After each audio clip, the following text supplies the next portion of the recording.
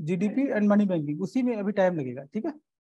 ये दोनों यूनिट्स बहुत ज्यादा कॉम्प्लेक्स हैं, यहाँ से पीटी में क्वेश्चन आपको मिलेगा, ठीक है, तो थोड़ा सा टाइम लगेगा।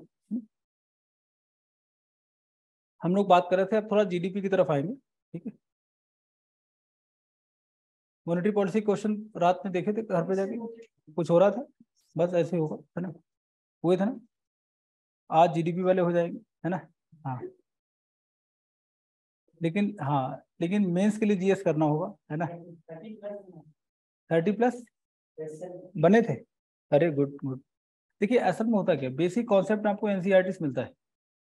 इस बार पीटी का एग्जाम हुआ था, कितनी भी स्टैंडर्ड बुक्स पढ़ लीजिए, जब तक एनसीईआरटी नहीं करेंगे, मेंस घर में लिखना होगा फिर। आयोग तो बुलाएगा नहीं। इस बार देखा डायरेक्ट क्वेश्चन आए एनसीईआरटी, थोड़ा डिटेल में पढ़ेंगे, थोड़ा सा सोचते हुए, ठीक। चलिए स्टार्ट करते हैं ना। देखिए जीडीपी की बात करेंगे।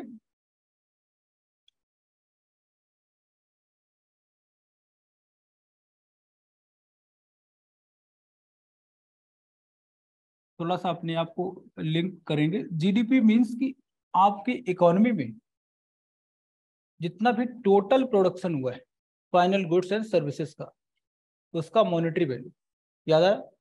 जीडीपी मतलब आपकी इकोनॉमी, ये this is Indian economy, and यहाँ पर total production of final goods,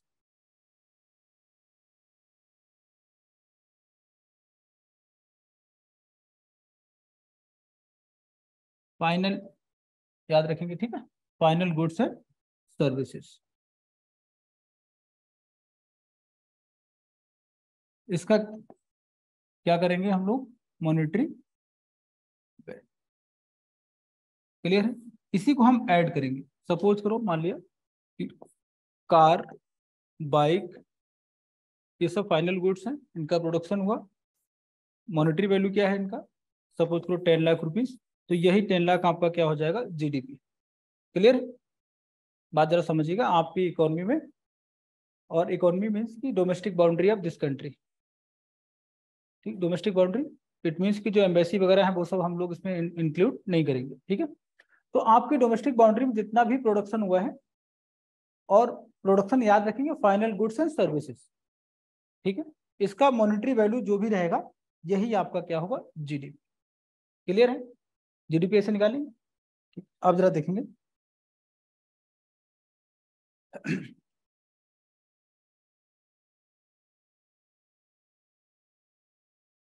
ये फाइनेंशियल ईयर का टाइम यही होता है।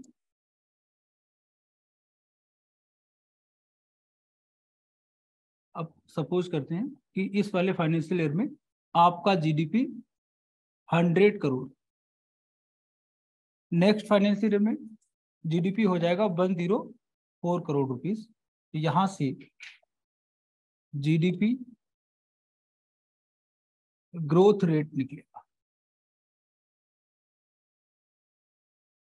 4%। क्लियर है। ये जीडीपी ग्रोथ रेट होता है। आपकी इकोनॉमी की डिमांड साइकिल को देख के, प्रोडक्शन साइकिल को देख के, जितने भी इंस्टीट्यूशन है, world bank and Asian Development bank, IMF वगैरह, वो क्या बोलते हैं कि इंडियन इकोनॉमी या जीडीपी ऑफ इंडिया, इसका ग्रोथ रेट क्या रहेगा, हर साल यही सब आता रहता है। तो जीडीपी ग्रोथ रेट ये हो जाएगा। बट ग्रोथ रेट में आपको कुछ ध्यान रखना होता है। नंबर 1, ये नोट करके लिखिए, जीडीपी ग्रोथ रेट कैसे निकालेंगे, नोट कर लिया था। अरे करना है बेटा, है ना।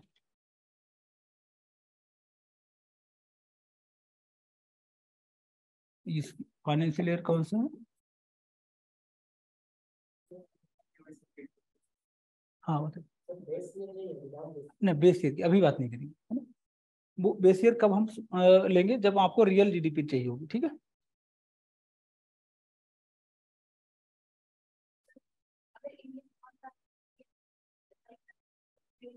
सॉरी क्या, हाँ बिल्कुल ऐड होगा, इंडिया उनका प्रॉफिट ऐड होगा यहाँ, ठीक।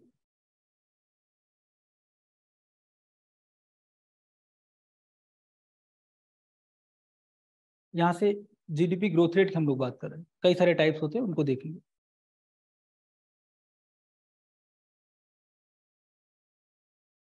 देखिए पहला केस, केस नंबर 1 या एग्जांपल नंबर 1 लिखेंगे। जीडीपी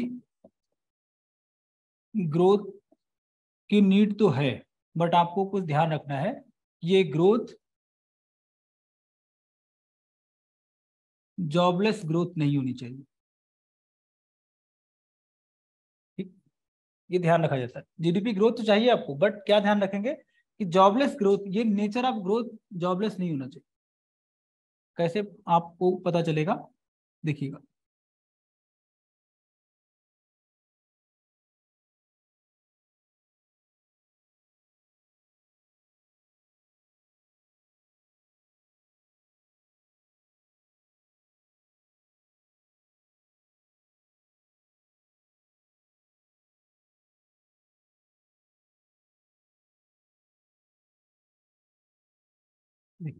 मिनिमम 10% एम्प्लॉयमेंट क्रिएशन आपको करना होगा ग्रोथ के साथ। सपोज करो कि अगर आपका जीडीपी 100 करोड़ से 104 करोड़ तक जाता है तो ग्रोथ हुआ है, नो डाउट। लेकिन 10% ग्रोथ एम्प्लॉयमेंट में भी होना चाहिए, मतलब मिनिमम 10% होना चाहिए। यहाँ पर 4% है, ये तो ग्रोथ ठीक है, लेकिन मिनिमम एम्प्लॉयमेंट का ग्रोथ कितना होना चाहिए, 10%। अगर 10% से नीचे है तो ग्रोथ का नेचर क्या हो जाएगा आपका, जॉबलेस ग्रोथ। करेक्ट है ना। इतनी बड़ी पॉपुलेशन को आप कैसे एम्प्लॉयमेंट दे पाएंगे, ये शायद एनसीईआरटी में ना मिले आपको, है ना। तो इसको नोट कर लीजिएगा, आगे काम आएगा। Second type rootless. 10% of employment creation, ये राइज करेगा, मतलब ये इंक्रीज इन एम्प्लॉयमेंट है, ये है। अब आप देखिएगा रूटलेस, रूटलेस ग्रोथ ये नहीं होना चाहिए। कैसे पहचानेंगे, अगर ग्रोथ विदाउट कल्चर, किसी कंट्री में कल्चर को हम लोग, मतलब हम लोगों ने पीछे छोड़ दिया, अपना जो कल्चर है, जो वैल्यूज हैं, और ग्रोथ आप करते जा रहे हो, तो इस टाइप की ग्रोथ आपको अगर मिलती है तो रूटलेस है, आपका रूट खत्म हो रहा है। ग्रोथ कैसे होनी चाहिए, कल्चर के साथ। और आजकल हम लोग देख रहे हैं रूटलेस ग्रोथ। दिवाली नहीं मनाता कोई, कल्चर से क्या होता है, सोशल कनेक्टिविटी। ठीक है, जैसे आप देखेंगे होली की बात करें, तो होली कब हम लोग सेलिब्रेट करते हैं, होली वाले दिन घर में बंद हो जाएंगे, है ना, कि नहीं कलर, आई हेट कलर्स, ये सब चीजें, है ना। ये एक्चुअली में इंडिया के पॉइंट ऑफ व्यू से ठीक है, हमारा कल्चर है, होली है, ईद है, जो भी आपके फेस्टिवल्स है सब बनाना चाहिए। इससे क्या होता है, जब आप बाहर जाएंगे कनेक्टिविटी आपकी स्ट्रांग होगी, और मार्केट में रिक्वायरमेंट, डिमांड इन मार्केट। अगर हम कलर नहीं खेलेंगे तो खरीदेंगे ही नहीं, है ना, मिठाई नहीं खाएंगे, है ना, बात समझ आई। तो किसी भी इकोनॉमी के ग्रोथ के लिए रूटलेस ग्रोथ नहीं चाहिए। तो ग्रोथ कैसे होनी चाहिए, विद कल्चर, ना कि विदाउट कल्चर। अगर growth without culture it means कि क्या हो जाएगा, रूटलेस। ठीक है। अभी जो यूथ है आपकी कंट्री का, हमारी कंट्री का, वो क्या है, रूटलेस ग्रोथ की तरफ मूव हो रहा है। होली नहीं मनाएंगे, दिवाली नहीं मनाएंगे, ईद में घर नहीं जाएंगे, है ना। ये सब लगता है ना कि होली में क्यों टाइम खराब करे। ठीक है, ग्रोथ कैसा होना चाहिए, विद कल्चर। ठीक है, इसका ख्याल रखेंगे। अगला point,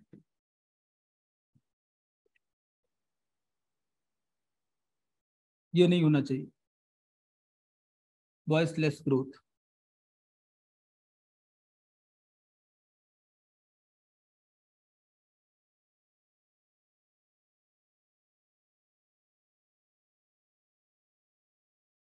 growth without empowerment, empowerment नहीं है, डिसीजन मेकिंग में आपका कोई रोल ही नहीं है ना, तो ऐसी ग्रोथ नहीं चाहिए। सिंपल टर्म में, आपको बोलने की आज़ादी ही नहीं है। आपको बहुत सारा पैसा मिल जाए, सपोज करो ऐसा कुछ हो कि घर में खूब सारा पैसा है, दे दिया जाए सारी फैसिलिटीज, बट आपकी मर्जी से कुछ भी ना हो, आपको बोलने का अधिकार नहीं, तो वो पैसा किस काम का है, ग्रोथ किसी काम की है नहीं। लोगों को अपनी बात कहने दीजिए, है ना, मतलब राइट होना चाहिए ना। और एम्पावरमेंट की बात करें, राहुल गांधी बोलते ना कि हम फीमेल्स के लिए उनको एम्पावर करेंगे, एम्पावरमेंट ऑफ फीमेल्स हमारी कंट्री में होना चाहिए। एम्पावरमेंट क्या होता है, जब आप डिसीजन मेकिंग में पार्टिसिपेट करते हैं। घर में कार लेनी या बाइक लेनी है तो आपसे भी कोई पूछे कि बताइए कौन सी कार ठीक रहेगी, और आप बोलेंगे ये वाली पापा, इसका मतलब क्या है कि आपका घर में क्या है, एम्पावरमेंट है, आपकी बात सुनी जा रही है। और अगर आपसे कोई पूछे कि नहीं अपना काम करो, गाड़ी आ जाएगी बस बैठ के चलना, इतना काफ़ी है, इसके मतलब आपका एम्पावरमेंट है नहीं। इंडियन सोसाइटी में फीमेल्स का एम्पावरमेंट क्या है, लगभग नील था, अब थोड़ा सा राइज कर रहा है। अभी आप अपने साथ देखिएगा, अगर आप प्रॉपर स्टूडेंट हैं और डैडी अगर कार ले रहे हैं, आप फोन करके सजेस्ट कराओ कि पापा एक काम करो ये वाली कार लीजिए अच्छी है, तो क्या बोलेंगे, बेटा तुमसे तैयारी हो गई तुम घर चले आओ, अब पहले कार ही चलाओ आके, ओला हमारे यहाँ आ गया है तुम्हारे लिए ठीक रहेगा, है ना। और जब सिलेक्शन हो जाएगा तो मौसा जी भी फोन करेंगे, बेटा कार लेनी है, तुम समझदार हो बताओ कौन सी लेनी। 2 दिन में चेंज आ जाए, एक रात में सब चीजें बदल जाती हैं, रिजल्ट आने से पहले और रिजल्ट आने के बाद, है ना। तो मतलब क्या है, सारा खेल किसका है, एम्पावरमेंट का है। ठीक है, तो अगर कंट्री में ग्रोथ इस टाइप की हो कि आपको कुछ बोलना ही नहीं है, आपके सजेशन नहीं है, आपका मतलब डिसीजन मेकिंग में कोई रोल नहीं है, तो ऐसी ग्रोथ भी आपको नहीं चाहिए। अगला देखिएगा, फ्यूचरलेस ग्रोथ। इसमें क्या करते हैं,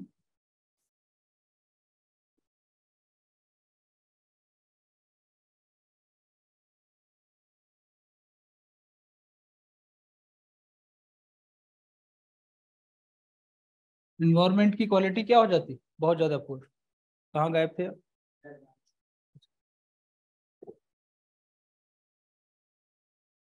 डेवलपमेंट चल रहा लेकिन क्वालिटी ऑफ एनवायरमेंट या इकोलॉजी आपने क्या कर दी, खराब कर। तो इस टाइप की ग्रोथ क्या कहलाएगी, फ्यूचरलेस। अब आगे रह नहीं पाओगे, air pollution, water pollution, soil pollution तेजी से करते जा रहे हो, तो आने वाली जनरेशन क्या करेगी। इसका सोल्यूशन आपको मिल गया होगा। इसलिए हमें ग्रोथ है डेवलपमेंट कैसा करना है,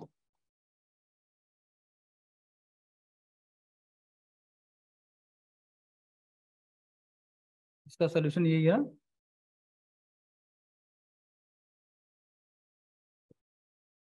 अभी हमारे यहाँ पे रूटलेस का ज़्यादा प्रॉब्लम, जो यूथ है वो रूटलेस की तरफ ज़्यादा तेजी से मूव कर रहा है। आप देखेंगे ईस्टर्न यूपी एंड बिहार में एक फेस्टिवल होता है छठ पूजा, भगवान सूर्य की पूजा उसमें होती है। तो उसमें प्रॉपर क्या है कि कमर तक पानी होना चाहिए। जब भगवान सूर्य को अर्घ दिया जाता है तो कमर तक पानी होना चाहिए, ऐसा लिखा हुआ जो प्रोसेस है, ओरिजिनल प्रोसेस। और सर्दी ज़्यादा होती है उस समय। अच्छा दिल्ली में आ गए, है ना, तो यहाँ क्या है, एक मतलब छत के ऊपर कुछ लगवा रखा सीमेंट से, है ना, बाथ टाइप छोटा सा, उसमें गर्म मतलब गुनगुना पानी रख देते हैं, और इतना इतना पानी होता है, बस पैर भीगते हैं। भगवान सूर्य देख रहे होंगे कि थैंक यू सो मच, है ना। मतलब क्या, उसका कुछ अपना फिलोसफी होता होगा। तो हमें अपने कल्चर के साथ ही आगे ग्रो करना होता है, ये चीजें रहती है ना, ताकि सोशल कनेक्टिविटी होती रहे। चलिए, तो ये ग्रोथ करना, जीडीपी का ग्रोथ तो आपको चाहिए, बट ये ध्यान रखना इनको नहीं आने देना है। ठीक, अब देखिएगा जीडीपी की बात करें, थोड़ा सा सीरियस टॉपिक है ये वाला। एक चीज समझेंगे, अगर $1 ये फॉरेन करेंसी है इंडिया के पॉइंट ऑफ व्यू से, और इसको परचेज करने के लिए आपको अपनी लोकल करेंसी की सपोज करो 80 यूनिट्स देनी पड़े, तो जिस रेट से आपको फॉरेन करेंसी मिलती है, ये रेट जो है क्या होता है, एक्सचेंज रेट। ठीक है, पूरी बात सुनिएगा, है ना। जिस रेट से आपको कोई फॉरेन करेंसी मिलती है, ये क्या होता है आपका, एक्सचेंज रेट। क्लियर है, अभी इतना जानेंगे, बाकी ये प्रॉपर एक यूनिट है। अब according to government of India,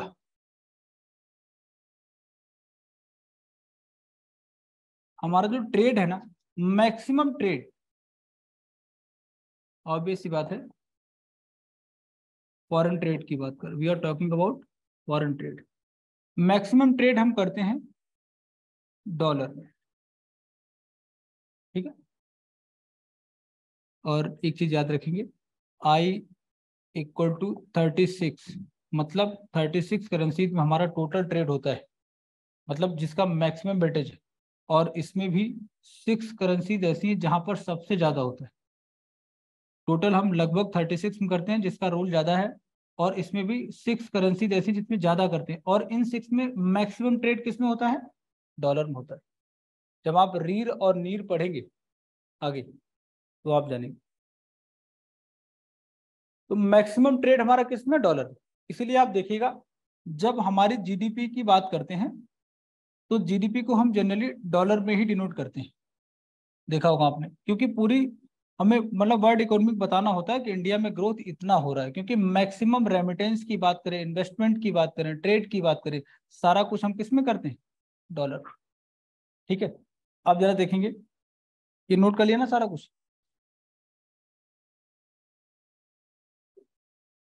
अब थोड़ी सी मेहनत रहेगी, है ना, 20 मिनट के लिए थोड़ा कंसंट्रेशन अपना बना के रखेंगे।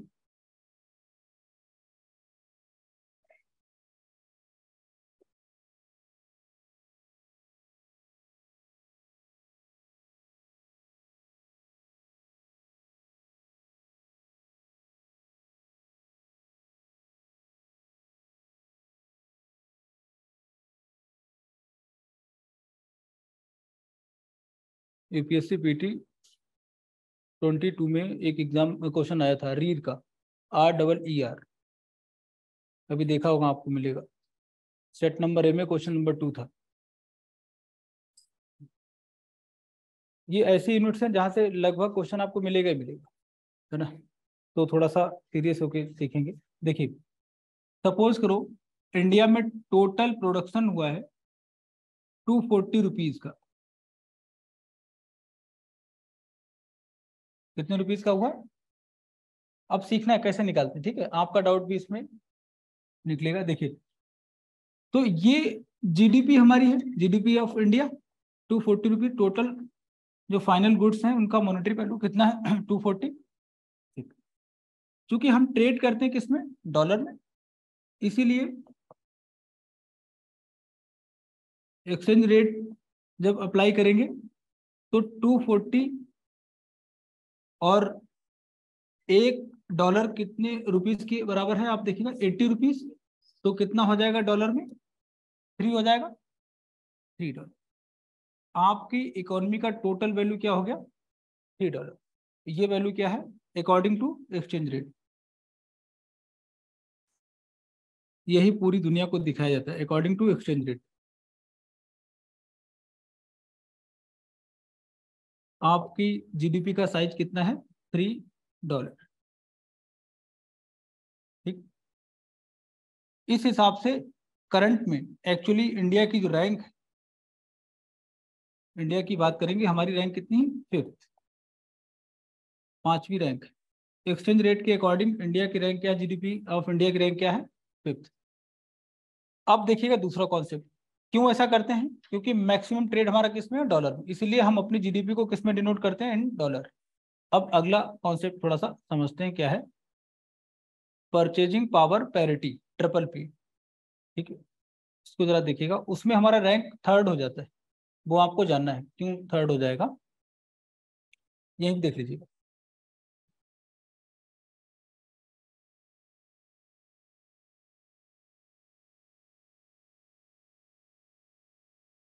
टोटल वैल्यू कितना है?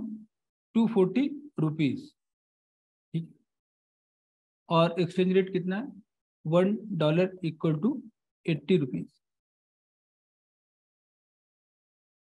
सपोज करो इंडिया एंड यूएसए में एक कप चाय के लिए आप जाते हैं, इसका प्राइस मान लिया 20 रुपीज है। इंडिया में एक कप चाय का प्राइस 20 रुपीज, एंड लिख लेते हैं इंडिया, और यहाँ पर यूएसए। जब आप यूएसए जाएंगे तो 1 कप ऑफ टी आपको मिलेगा 40 रुपीज, मान लिया 40 रुपीज में। $1 की बात अगर हम करें, क्योंकि सारा कुछ हमें किस में करना है? डॉलर में करना है। $1 में कितनी चाय आप इंडिया में कितनी चाय मिलेगी आपको? 4 कप चाय मिल जाएगा। ठीक, 4 यूनिट टी की आपको मिल जाएगी। और जब आप यूएसए जाएंगे तो 2 यूनिट, ठीक है, 2 यूनिट मिल जाएगी। मतलब यह है कि परचेजिंग पावर पैरिटी की जब बात करें उसके अकॉर्डिंग आप देखेंगे कि इंडिया की जो जीडीपी है, वो लगभग, क्योंकि डॉलर की जो कैपेसिटी हमारे यहाँ है वो क्या है, इससे डबल है। मतलब यहाँ पर $1 जो है कितना काम कर पाएगा, 2 काम करेगा, है ना। हमारे यहाँ वही डॉलर क्या हो जाएगा, इसके 2 टाइम ज्यादा करेगा। तो मतलब आप देखिएगा जो हमारी इकोनॉमी थी $3, तो $3 की बात करेंगे, ये जस्ट डबल हो जाएगा यूएसए के हिसाब से, इसका वैल्यू क्या हो जाएगा, डबल हो जाएगा। तो यहाँ पर कितना हो जाएगा, $6। इसकी इफेक्टिवनेस देखिए, टोटल वैल्यू तो हमारी $3 ही है, लेकिन परचेजिंग पावर पैरिटी के अकॉर्डिंग इसकी वैल्यू क्या हो जा रही, $6, क्योंकि आपने कंपेयर किया हुआ है इंडियन इकोनॉमी एंड यूएसए की इकोनॉमी। तो ये जो साइज ऑफ इकोनॉमी आया आपका, जीडीपी का साइज, ये है अकॉर्डिंग टू ट्रिपल पी। इसीलिए आप देखेंगे जीडीपी एट ट्रिपल पी, इसमें रैंक 3rd है आपका, देखते होंगे आप, यूएसए चाइना एंड 3rd पे इंडिया है। कुछ समझ आया नहीं है? अच्छा ठीक। परचेजिंग पावर पैरिटी फिर से एक बार,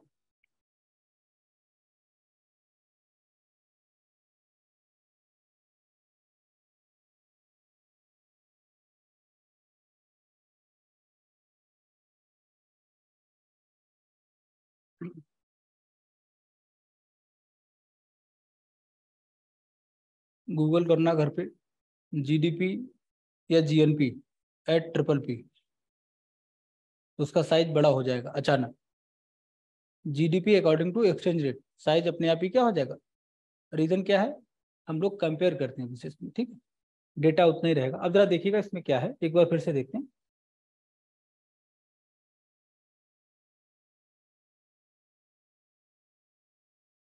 नया एग्जांपल लेते हैं, ठीक है, ये चले नोट कर लिया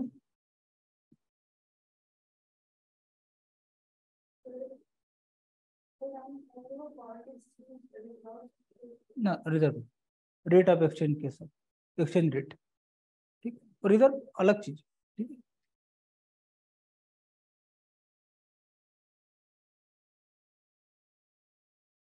आपको नहीं समझ आया, आया, क्या समझ आया?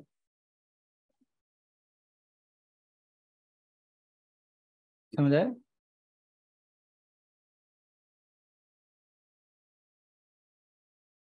चलिए देखिए,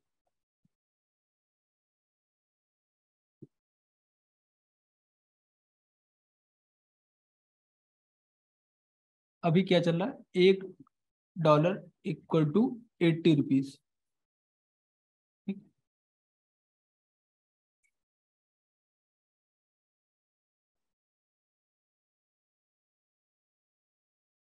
सपोज करो एक बुक है और इसका प्राइस, सेम बुक दोनों जगह, इसका प्राइस इंडिया में 40 रुपीज, ठीक। यूएसए में जाएंगे तो इसी सेम बुक की बात हम लोग करेंगे ना, इसका प्राइस क्या हो जाएगा, $1। मतलब रुपीज की बात करेंगे तो हमें 80 रुपीज में मिलेगा। अब आप देखिएगा इंडिया में अगर आप 80 रुपीज लेके मार्केट जाते हैं तो आपको कितनी यूनिट मिलेंगी, 2 यूनिट्स। और 80 रुपीज लेके आप यूएस मार्केट में, अगर यूएस की मार्केट जाएंगे तो सिर्फ 1 यूनिट। इट मीन्स कि हमारे यहाँ पर टोटल कितना डॉलर था, $3 जी। नहीं, बुक मतलब क्या होता है कि उनकी मार्केट में महंगाई ज्यादा, इन्फ्लेशन ज्यादा होता है। इस ट्रिपल पी से क्या देखते हैं, जैसे जनरली आप फूड की बात करें, अगर आप फूड की बात करें, बहुत सारी चीजें ऐसी होती हैं जिनका प्राइस इंडिया में अलग, जैसे न्यूज़पेपर आप डेली पढ़ते हैं तो इंडिया में प्राइस अलग होगा, नेपाल भूटान ये सब लिखा रहता होगा, कभी ध्यान से देखा आपने ऊपर पड़ा हुआ, सबका प्राइस अलग अलग होता है ना। तो वो बाकी अपने एक्सपेंडिचर को ऐड करते हैं, ये सब होता है, ठीक है। मतलब करेंसी में हर चीज, जैसे आप एक कप कॉफी यहाँ पर पियेंगे तो हो सकता है यूएसए में कॉफी का प्राइस क्या हो जाए, थोड़ा सा ज्यादा होना चाहिए। कॉफी का नहीं, कम की तो चांसेस कम है। जितनी ऐसी इकोनॉमीज, हाँ रियलिटी है ना, जो डेवलप्ड इकोनॉमीज हैं वहां पर जो लाइफ है वो क्वालिटी की तरफ मूव करती है।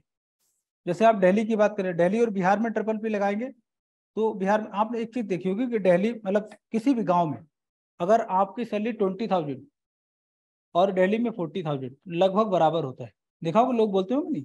कारण क्या है? Triple P. वहां पर आपको 10 रुपए में सब्जी मिल जाएगी, यहाँ पर 10 रुपए में सब्जी देखने को मिलेगी। बात समझ आई नहीं है?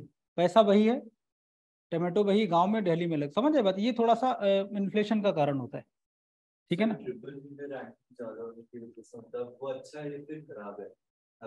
हाँ, ट्रिपल पी में क्या है अभी बात करेंगे, थोड़ा एक बार देख लें इसके बाद। तो टोटल आपका जीडीपी का साइज क्या था? $3। लेकिन जब आप देखेंगे मार्केट में इफेक्टिवनेस ऑफ द करेंसी, उसके अकॉर्डिंग इसकी वैल्यू क्या हो जाएगी? डबल हो जाएगी, $6। तो रैंक ऑटोमेटिकली थोड़ी सी क्या हो जाएगी? ऊपर हो जाएगी। इसीलिए आप देखेंगे इंडियन इकोनॉमिक रैंक 5th है एक्सचेंज रेट के अकॉर्डिंग, एंड 3rd है किसके अकॉर्डिंग? ट्रिपल पी के अकॉर्डिंग। ठीक है, बात समझ आई? यहाँ तक कोई डाउट है? क्लियर है? अब आप तक आते हैं। इसमें 2 रीजन होते हैं।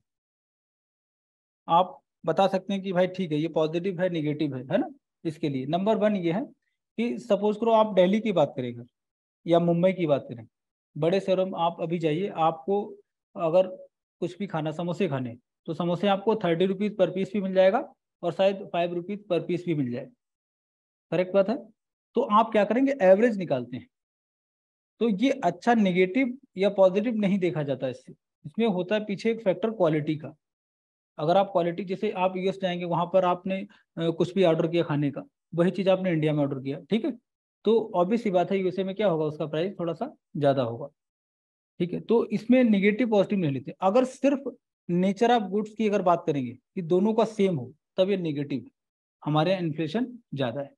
बट नेचर ऑफ गुड्स में, क्वालिटी ऑफ गुड्स में थोड़ा सा चेंज होता है। ठीक है, जैसे कार की बात करें, एक कार आप यूएस में लेंगे, एक इंडिया में लेंगे। तो कार, किसी ने बोला कि हमने एक कार ली, आप बता पाएंगे कौन सी कार है, कितना पैसा लगा होगा? नहीं बता पाएंगे, ठीक है ना। लेकिन अगर बोला जाए नहीं भाई, हमने मारुति स्विफ्ट लिया है, यही मॉडल बिहार में लीजिए, यही दिल्ली में, तो लगभग क्या हो जाएगा? इक्वल हो जाएगा लगभग, है ना। जीएसटी है तो बराबरी हो जाएगा। ठीक है। वैसे मैं बोलूँ कि नहीं, एक मेरे भाई ने कार ली है दिल्ली में, एक भाई ली है गाँव में, तो आप बता पाएंगे कौन सी कार महंगी होगी? नहीं बता पाएंगे। तो क्वालिटी जब आती है तो आप उसको डिमेरिट कंसिडर नहीं करते कि भाई निगेटिव पॉइंट नहीं है ना। तो ये देखा होगा ना, यूएस में लोग बहुत सारा पैसा कमाते हैं। आपका जब सिलेक्शन हो जाएगा तो सैलरी आपकी 1 लाख के आसपास रहेगी स्टार्टिंग में। तो क्या लगता है, गांव वाला बंदा खुश हो जाएगा, 1 लाख मिल रहा है इनकी, मतलब ना, उन्हें लगेगा भाई 1 लाख सारा काम सेट है। और आप 25 के बाद महीने की एक एक दिन गुजारेंगे, क्योंकि जितना पैसा मिलेगा, भाई जब सिलेक्शन हो जाएगा तो आप रोड पे खड़े, मतलब खड़े होकर के 10 रुपए के 4 वाले समोसे नहीं खाएंगे। नेचुरल सी बात है। अगर आप मान डॉक्टर हो गए, इंजीनियर, कुछ भी आप किसी पोस्ट पर अगर जाएंगे, है ना, तो स्टैंडर्ड आपका क्या हो जाता है? थोड़ा सा बढ़ जाता है। अभी लाइफ बॉय साबुन लेके आते हैं घर पे, घर से काम चल रहा, भाई डैडी ने पैसा दिया, मिनिमम रिक्वायरमेंट लाइफ चल रही। सिलेक्शन के बाद में सबसे पहले स्टैंडर्ड पे काम होता है कि अब जीन्स ब्रांडेड होंगी, है ना, वॉच स्मार्ट वाली लेंगी, चाहे खुद ना रहे, है ना। नहीं, वॉच कैसी होनी चाहिए? स्मार्ट होनी चाहिए। सारा पैसा लगे, लाइफ क्या हो, खर्चे बढ़ जाते हैं। ठीक है, तो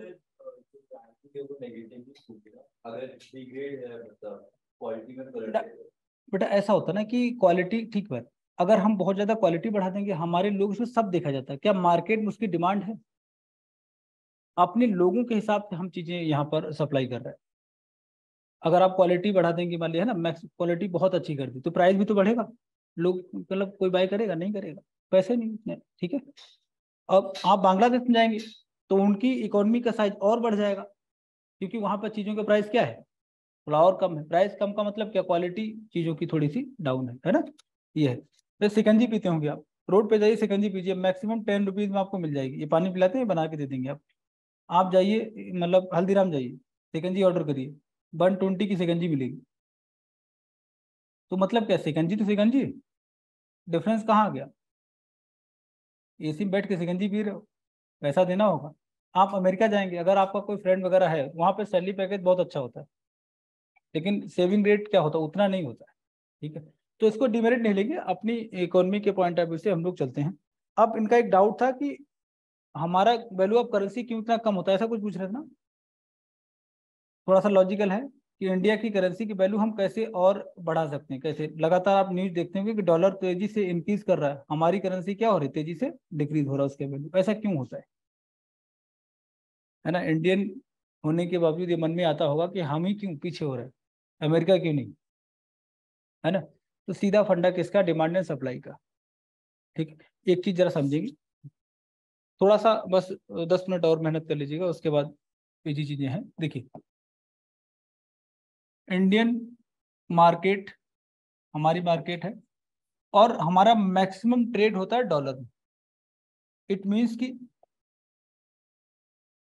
डिमांड डॉलर की क्या हमारे यहाँ बहुत ज्यादा, मैक्सिमम डिमांड हम ही लोग करते हैं, क्योंकि मैक्सिमम ट्रेड किस में होना है, डॉलर में होना है। और आप डॉलर कैसे अपने कंट्री में कैसे लेके आए, क्या सोर्स है, डॉलर को अर्न किया जाएगा। प्रिंट तो आप कर नहीं पाएंगे, आरबीआई नहीं प्रिंट करेगा, है ना। आपको क्या करना पड़ेगा, अर्न करना पड़ेगा। कैसे, आपके घर में डॉलर कैसे आएगा, नंबर 1 रेमिटेंस। रेमिटेंस मतलब आपके लोग गए बाहर अर्निंग करने, जो पैसा घर में भेजेंगे वो सब क्या हो जाएगा, रेमिटेंस की फॉर्म में आएगा। नंबर 2 क्या करेंगे, आपने जो भी एक्सपोर्ट किया है तो एक्सपोर्ट करेंगे, डॉलर आपके कंट्री में आएगा। ठीक है। Second, FDI, foreign direct investment. FDI पर हम लोग डिस्कशन कर चुके होंगे। एफडीआई क्या है, जानते हैं, एफडीआई, ठीक है ना। तो एफडीआई मतलब क्या, फॉरेन से जो करेंसी आपके घर में आ रहा है वो है। उसके बाद आप क्या कर सकते हैं, लोन, वर्ल्ड बैंक, आईएमएफ, या मान लिया आपका फ्रेंड है यूएसए, यहाँ से ले सकते हैं। ठीक है, यही सारे सोर्स हैं, यहाँ से डॉलर आएगा। लेकिन एफडीआई बहुत ज्यादा आपकी कंट्री में नहीं आता है। ठीक है, बहुत ज्यादा चीजें हम लोग एक्सपोर्ट नहीं करते, क्योंकि क्वालिटी ऑफ गुड्स हमारा बहुत ज्यादा रिच है नहीं, है ना, इसीलिए लोग हमारे प्रोडक्ट्स की डिमांड कम करते हैं। रेमिटेंस जरूर होता है, मैक्सिमम लोग बाहर काम करने जाते हैं, पैसा आपकी कंट्री में भेजते हैं। लेकिन जब आप ट्रेड की बात करेंगे तो आपकी कंट्री का एवरीवन यही चाहता है कि उसके पास जो भी चीजें हों वो सब क्या होनी चाहिए, इंपोर्टेड होनी चाहिए। आईफोन भी होना चाहिए, कार बीएमडब्ल्यू होनी चाहिए, ऑडी होनी चाहिए। सब कहाँ से आएंगी, जर्मन गाड़ियां हैं, ऑडी भी कहाँ की, जर्मनी की है ना, बीएमडब्ल्यू भी जर्मनी। आईएसपीटी ने एक बार पूछ लिया, बीएमडब्ल्यू एंड ऑडी किस देश की, पहला ऑप्शन यूएसए, तो लगा दिया अंदाजा यूएसए, है ना, जबकि ये जर्मनी के ब्रांड है। मतलब कि आप देखिए, ब्रांडेड चीजें अगर आप इंपोर्ट करेंगे तो आपको मैक्सिमम पेमेंट किस में करना होगा, डॉलर। और हमारी इनकम तो बहुत कम है डॉलर की, तो आप कहाँ जाओगे, लोन लेना पड़ेगा। ठीक है ना। डिमांड ज्यादा, सप्लाई तो डॉलर की लिमिटेड है ना, डिमांड बहुत ज्यादा है, तो उसका प्राइस क्या हो जाएगा, बढ़ेगा नहीं बढ़ेगा। ये मतलब बिल्कुल बेसिक रूल है इकोनॉमी का। डिमांड बहुत ज्यादा है डॉलर की, लेकिन सप्लाई तो लिमिटेड है। डॉलर भी किसी कंट्री की करेंसी है, और वहां पर लिमिटेड एक मेथड होता है ना कि किस तरीके से आप प्रिंट करेंगे। जैसे इंडिया में करेंसी ऐसे नहीं प्रिंट करते आप, एक रेशियो चलता है। अगर आपको 200 रुपीज प्रिंट करने हैं तो आपको उस वैल्यू का कुछ रखना होगा। बात समझ आई, ऐसे नहीं प्रिंट करेंगे, गए आरबीआई को फोन किया हमें पैसा चाहिए, प्रिंट कर दिया। ऐसे मार्केट में सप्लाई ऑफ करेंसी क्या हो जाएगी, उससे क्या होगा, इसलिए पैसा ऐसे नहीं प्रिंट होता है। नोट पे प्रॉमिसिंग लाइन लिखी रहती है, देखा होगा, जो भी होल्डर रहेगा, जो धारक रहेगा, उसको इतना पैसा मिलेगा, नीचे साइन कौन करता है, गवर्नर ऑफ आरबीआई। ऐसे नहीं बोलते, जो पैसा आपकी पॉकेट में है ऐसे नहीं प्रिंट किया, इसके बदले कुछ रखा है उन्होंने अपने पास, गोल्ड है या फॉरेन करेंसी, एक रेशियो चलता है। सेम पैटर्न यूएसए में, ऐसे पैसा नहीं प्रिंट होगा।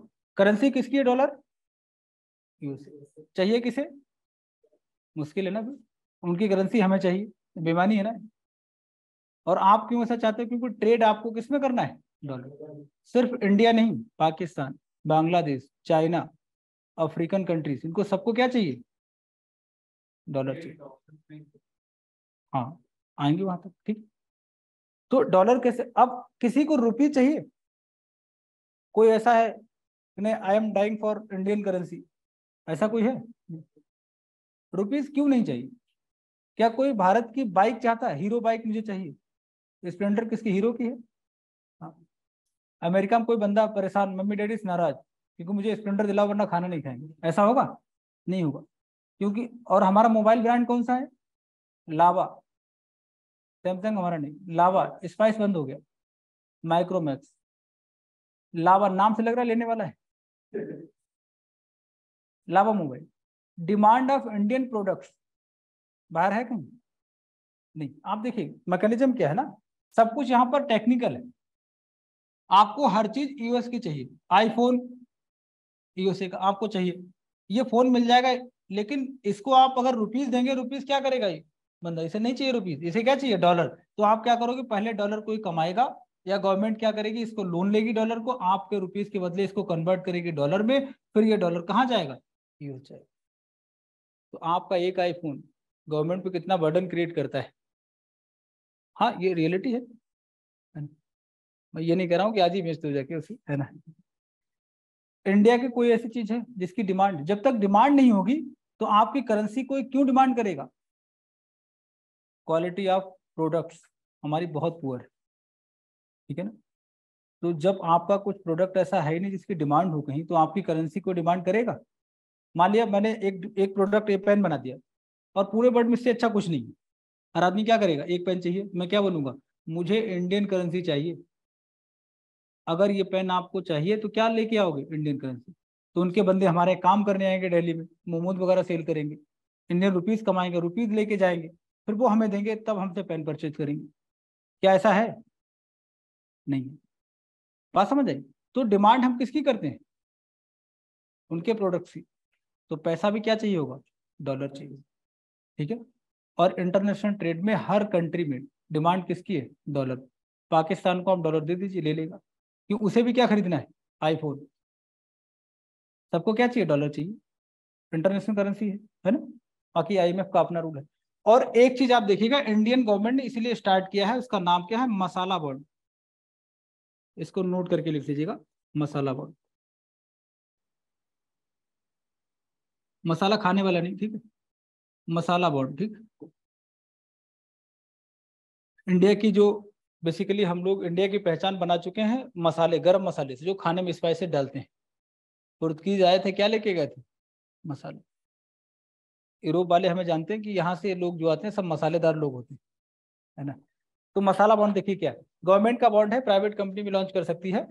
और ये किसका, इंडिया से इशू किया जाएगा, मसाला बॉन्ड। एक कंडीशन है, अगर आपको मसाला बॉन्ड चाहिए तो हमें, आप किसी भी कंट्री में रहते हो, लेकिन आपसे डॉलर नहीं, क्या चाहिए, रुपये।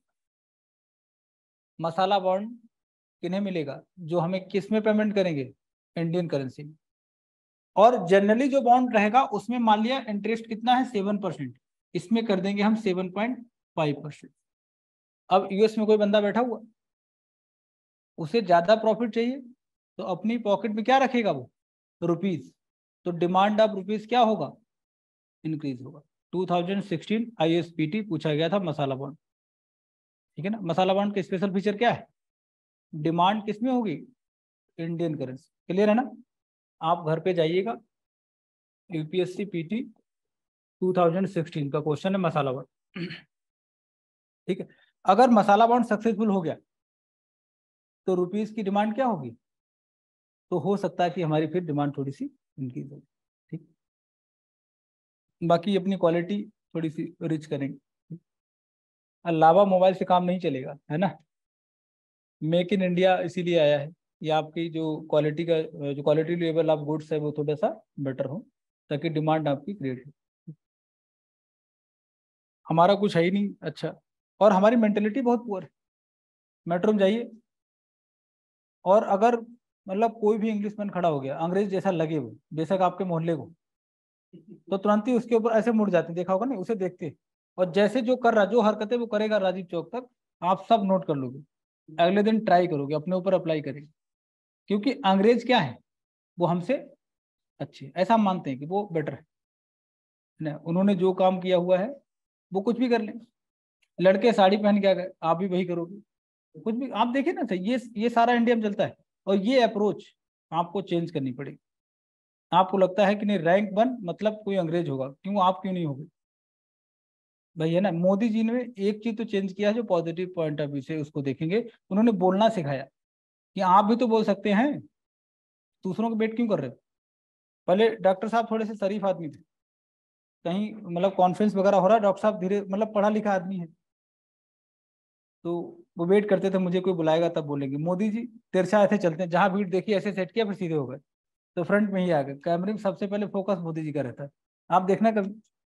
और बात कहने का मौका ना मिले, माइक की तरफ देखते रहते हैं, थोड़ा सा इशारा करिए तुरंत ही पकड़ लेंगे, कुछ ना समझ फिर भी बोलना स्टार्ट कर देंगे। ये क्या है, आपको बात करनी आनी चाहिए, मौका मिला है तो बात बोलिए। और इंडियन इकोनॉमी को आप देखिएगा, इनकी 2-4 पॉलिसी से फायदा हुआ, बेनिफिट हुआ, ठीक है। तो जो काम अच्छा है उसके लिए तालियां होनी चाहिए, जो काम नहीं ठीक है तो वो थोड़ा सा मन की बात में लिखा जाए। तो मसाला बात को समझ आए क्या है। इंडियन करेंसी को अगर आप थोड़ा सा डेवलप करना चाहते हैं, देखो डेप्रिसिएशन अगर होगा, वैल्यू कम होगी इंडियन करेंसी की, तो इसका बैड इम्पैक्ट पड़ता है फॉरेन रिजर्व, ठीक है ना, ये होता है। कोविड में हमारा तेजी से ग्रो किया था, अगर आप लोग न्यूज़पेपर पढ़ रहे होंगे, क्योंकि हमने क्या किया, इम्पोर्ट एक्सपोर्ट सब बैन था, सारा पैसा हमारे पास बना रहा, ठीक है ना। और जैसे मार्केट ओपन हुआ तुरंत ही हम लोग इम्पोर्टेड आइटम्स परचेज करने लगे। तो आज के बाद जो भी कुछ खरीदे, मेक इन मतलब मेड इन इंडिया होनी चाहिए, मेक इन इंडिया वाली, ठीक है, यूएस और चाइना की नहीं। तो ये था जीडीपी का प्रोसेस। अब बढ़ते हैं आगे, देखिएगा बहुत सारी और भी चीजें हैं, ठीक है, लेकिन देखिए जीडीपी की बात करेंगे, इसका कैलकुलेशन हम market price and factor cost दोनों पर कर सकते हैं। क्लियर है। सपोज करो मार्केट प्राइस, अच्छा फार्मूला प्लस टैक्स और माइनस, ये जो टैक्स है किस टाइप का है, इनडायरेक्ट टैक्स, ठीक है ना। मार्केट में क्या लगेगा, जीएसटी, जीएसटी किस टाइप का है, इनडायरेक्ट टैक्स। तो आप देखिएगा GDP at factor cost, GDP at market price. तो आप देखिएगा अगर आपको फैक्टर कॉस्ट चाहिए तो क्या करेंगे, माइनस टैक्स प्लस सब्सिडी, लिखिए फॉर्मूला। आपकी बुक में कई सारे फॉर्मूले होंगे इसके, लास्ट में होंगे, है ना, नोट डाउन करिएगा।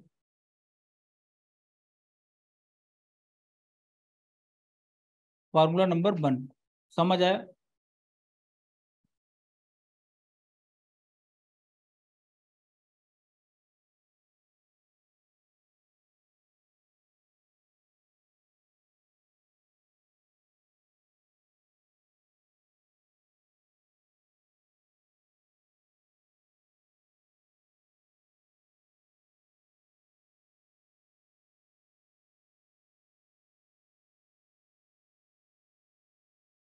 ठीक है, अगला जो कॉन्सेप्ट है वहां तक पहुंचेंगे। जीडीपी याद करिए सब कुछ क्या था, ठीक है, आपकी कंट्री में इंडियंस ने एंड फॉरेनर्स ने कुल मिला के जितना भी प्रोडक्शन किया है उसका मॉनेटरी वैल्यू हम किस में कैलकुलेट करते थे, जीडीपी। इंडियंस भी है एंड फॉरेनर्स, ठीक है। तो आप देखिएगा जीडीपी मतलब इंडियंस एंड फॉरेनर्स दोनों हैं, और आपको चाहिए अब जीएनपी, ग्रॉस नेशनल प्रोडक्ट, मतलब हमारे लोगों का। तो कैसे करेंगे, जीएनपी इक्वल टू क्या हो जाएगा, जीडीपी और इंडिया के हिसाब से माइनस निफा, याद आ रहा कुछ, नेट इनकम फ्रॉम एब्रॉड, या फिर X minus M, export minus import, ठीक है, ये हो जाएगा जीएनपी। और अगर आप इस जीडीपी से आप निकालें एनडीपी, नेट डोमेस्टिक प्रोडक्ट्स, तो कैसे निकलेगा, NDP equal to GDP minus depreciation, depreciation, depreciation याद आ रहा क्या था, फॉर्मूला लिखिए फटाफट, फॉर्मूला नंबर 2 एंड 3, ये सारे बुक्स में आपको मिलेंगे, लास्ट में एक टेबल होगी आपके एनसीईआरटी में, उसमें सारे फॉर्मूले होंगे। आपको रटना नहीं, समझना है, यहीं पर समझ के जाइएगा, ठीक है।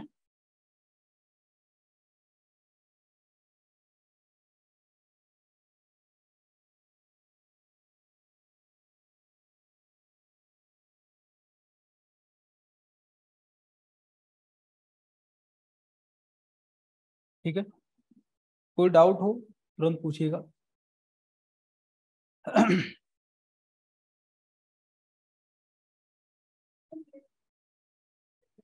सॉरी बेटा, सब कुछ होगा, रेमिटेंस भी होगा, कंपनी का जो प्रॉफिट सैमसंग जो हमसे लेके जाएगी, है ना, और लेके जाएगी हमारी कंपनी टाटा जो ब्रिटेन में है, वो प्रॉफिट हमारे यहाँ लेके आएगी। प्रॉफिट ऑफ कंपनी अपने यहाँ ऐड होगा, ठीक है, जो हमारे एजेंट हैं वो हमारे यहाँ लेके आएंगे, वो सब कुछ निकालते हैं, ठीक है। नेट इनकम फ्रॉम एब्रॉड, ठीक, करेक्ट है ना। हाँ बताइए। डेप्रिसिएशन देखिए क्या होता है बताना है। प्रोडक्शन होगा बेटा, अगर कोई मशीन है इसमें लगी हुई है ना, तो मान लिया, चलिए एक लोकल एग्जांपल देखिए डेप्रिसिएशन का। सपोज करो कि आपको, बेसन तो सभी लोग खाते होंगे, तो बेसन किसी मशीन में ही बनता होगा ना इस टाइप से। इसमें इनपुट हम क्या डालेंगे, चने वने डालते हैं, तब जाकर के बेसन निकलेगा।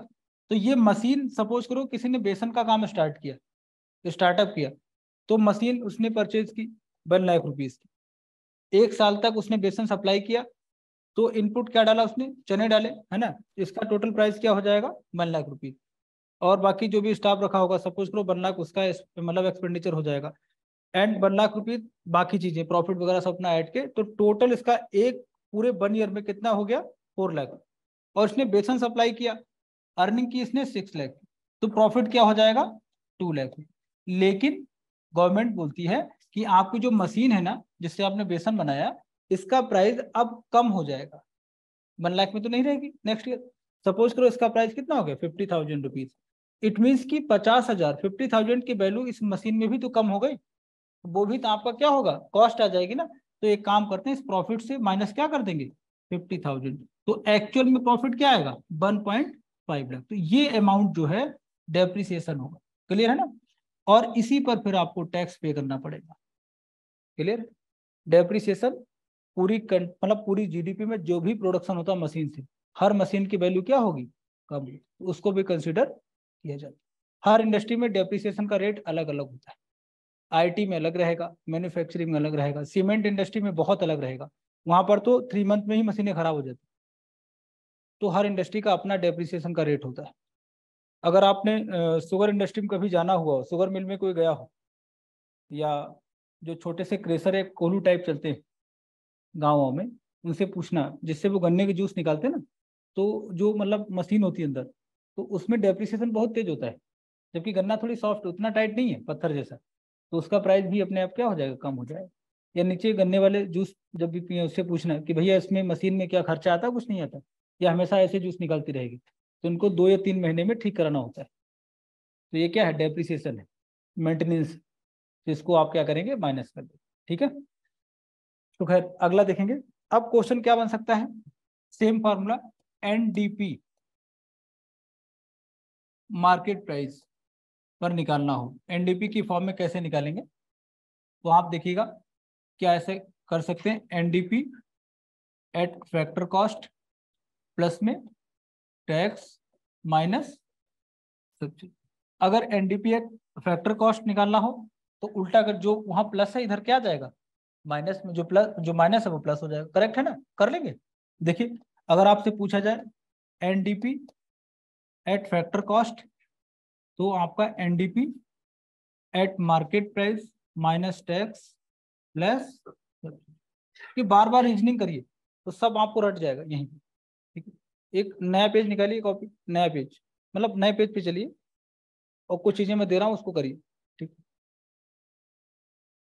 या पीछे बैक साइड में किसी पेज पहुंचे, ये सब नहीं होना चाहिए, है ना, फिर देखिए निकलिए।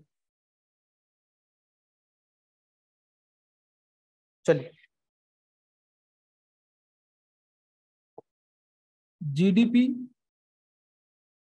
एट फैक्टर कॉस्ट, और आपको जीडीपी मार्केट प्राइस के टर्म में कंप्लीट करना है, अपना अपना करेंगे कॉपी पे।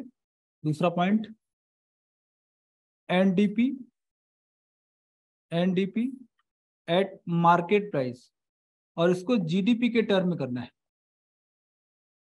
जीडीपी के टर्म में करना है, ये दोनों करिए बेटा। ये जीडीपी जीडीपी के टर्म में करना है, मार्केट प्राइस के टर्म में, और ये आपको जीडीपी एनडीपी निकालना है जीडीपी की फॉर्म में, मार्केट प्राइस का जीडीपी इससे निकाल, ठीक है, ऐसे करिए। एनडीपी का फॉर्मूला लेकिन जीडीपी होना चाहिए इसमें। जीडीपी फैक्टर कॉस्ट पर दे रखा है, आपको निकालना GDP factor cost equal to क्या होगा, जबकि जीडीपी मार्केट प्राइस होना चाहिए इसमें, है ना। अब आप देखिए क्या है, अगर मार्केट प्राइस पर जीडीपी दे रखा है तो उससे फैक्टर कॉस्ट निकलेगा। वो फॉर्मूला लिखिए कैसे करेंगे, लिख लिया, नोट कर लिया। आपको बेटा समझ नहीं आया होगा, जीडीपी फैक्टर कॉस्ट निकालना है और आपको, और मैं असल में लिखूंगा तो फिर आप कर जाएंगे, इसलिए उसको मैं जीडीपी मार्केट प्राइस, अब आगे क्या करें तो कि इक्वल हो जाए, है ना, ये आपको करना है आगे जो भी प्लस माइनस करना हो। मैंने एक हिंट दिया था, वो फार्मूला देखिएगा, market price equal two factor cost plus tax minus subsidy. देखिए कुछ हो पा रहा है, होगा होगा।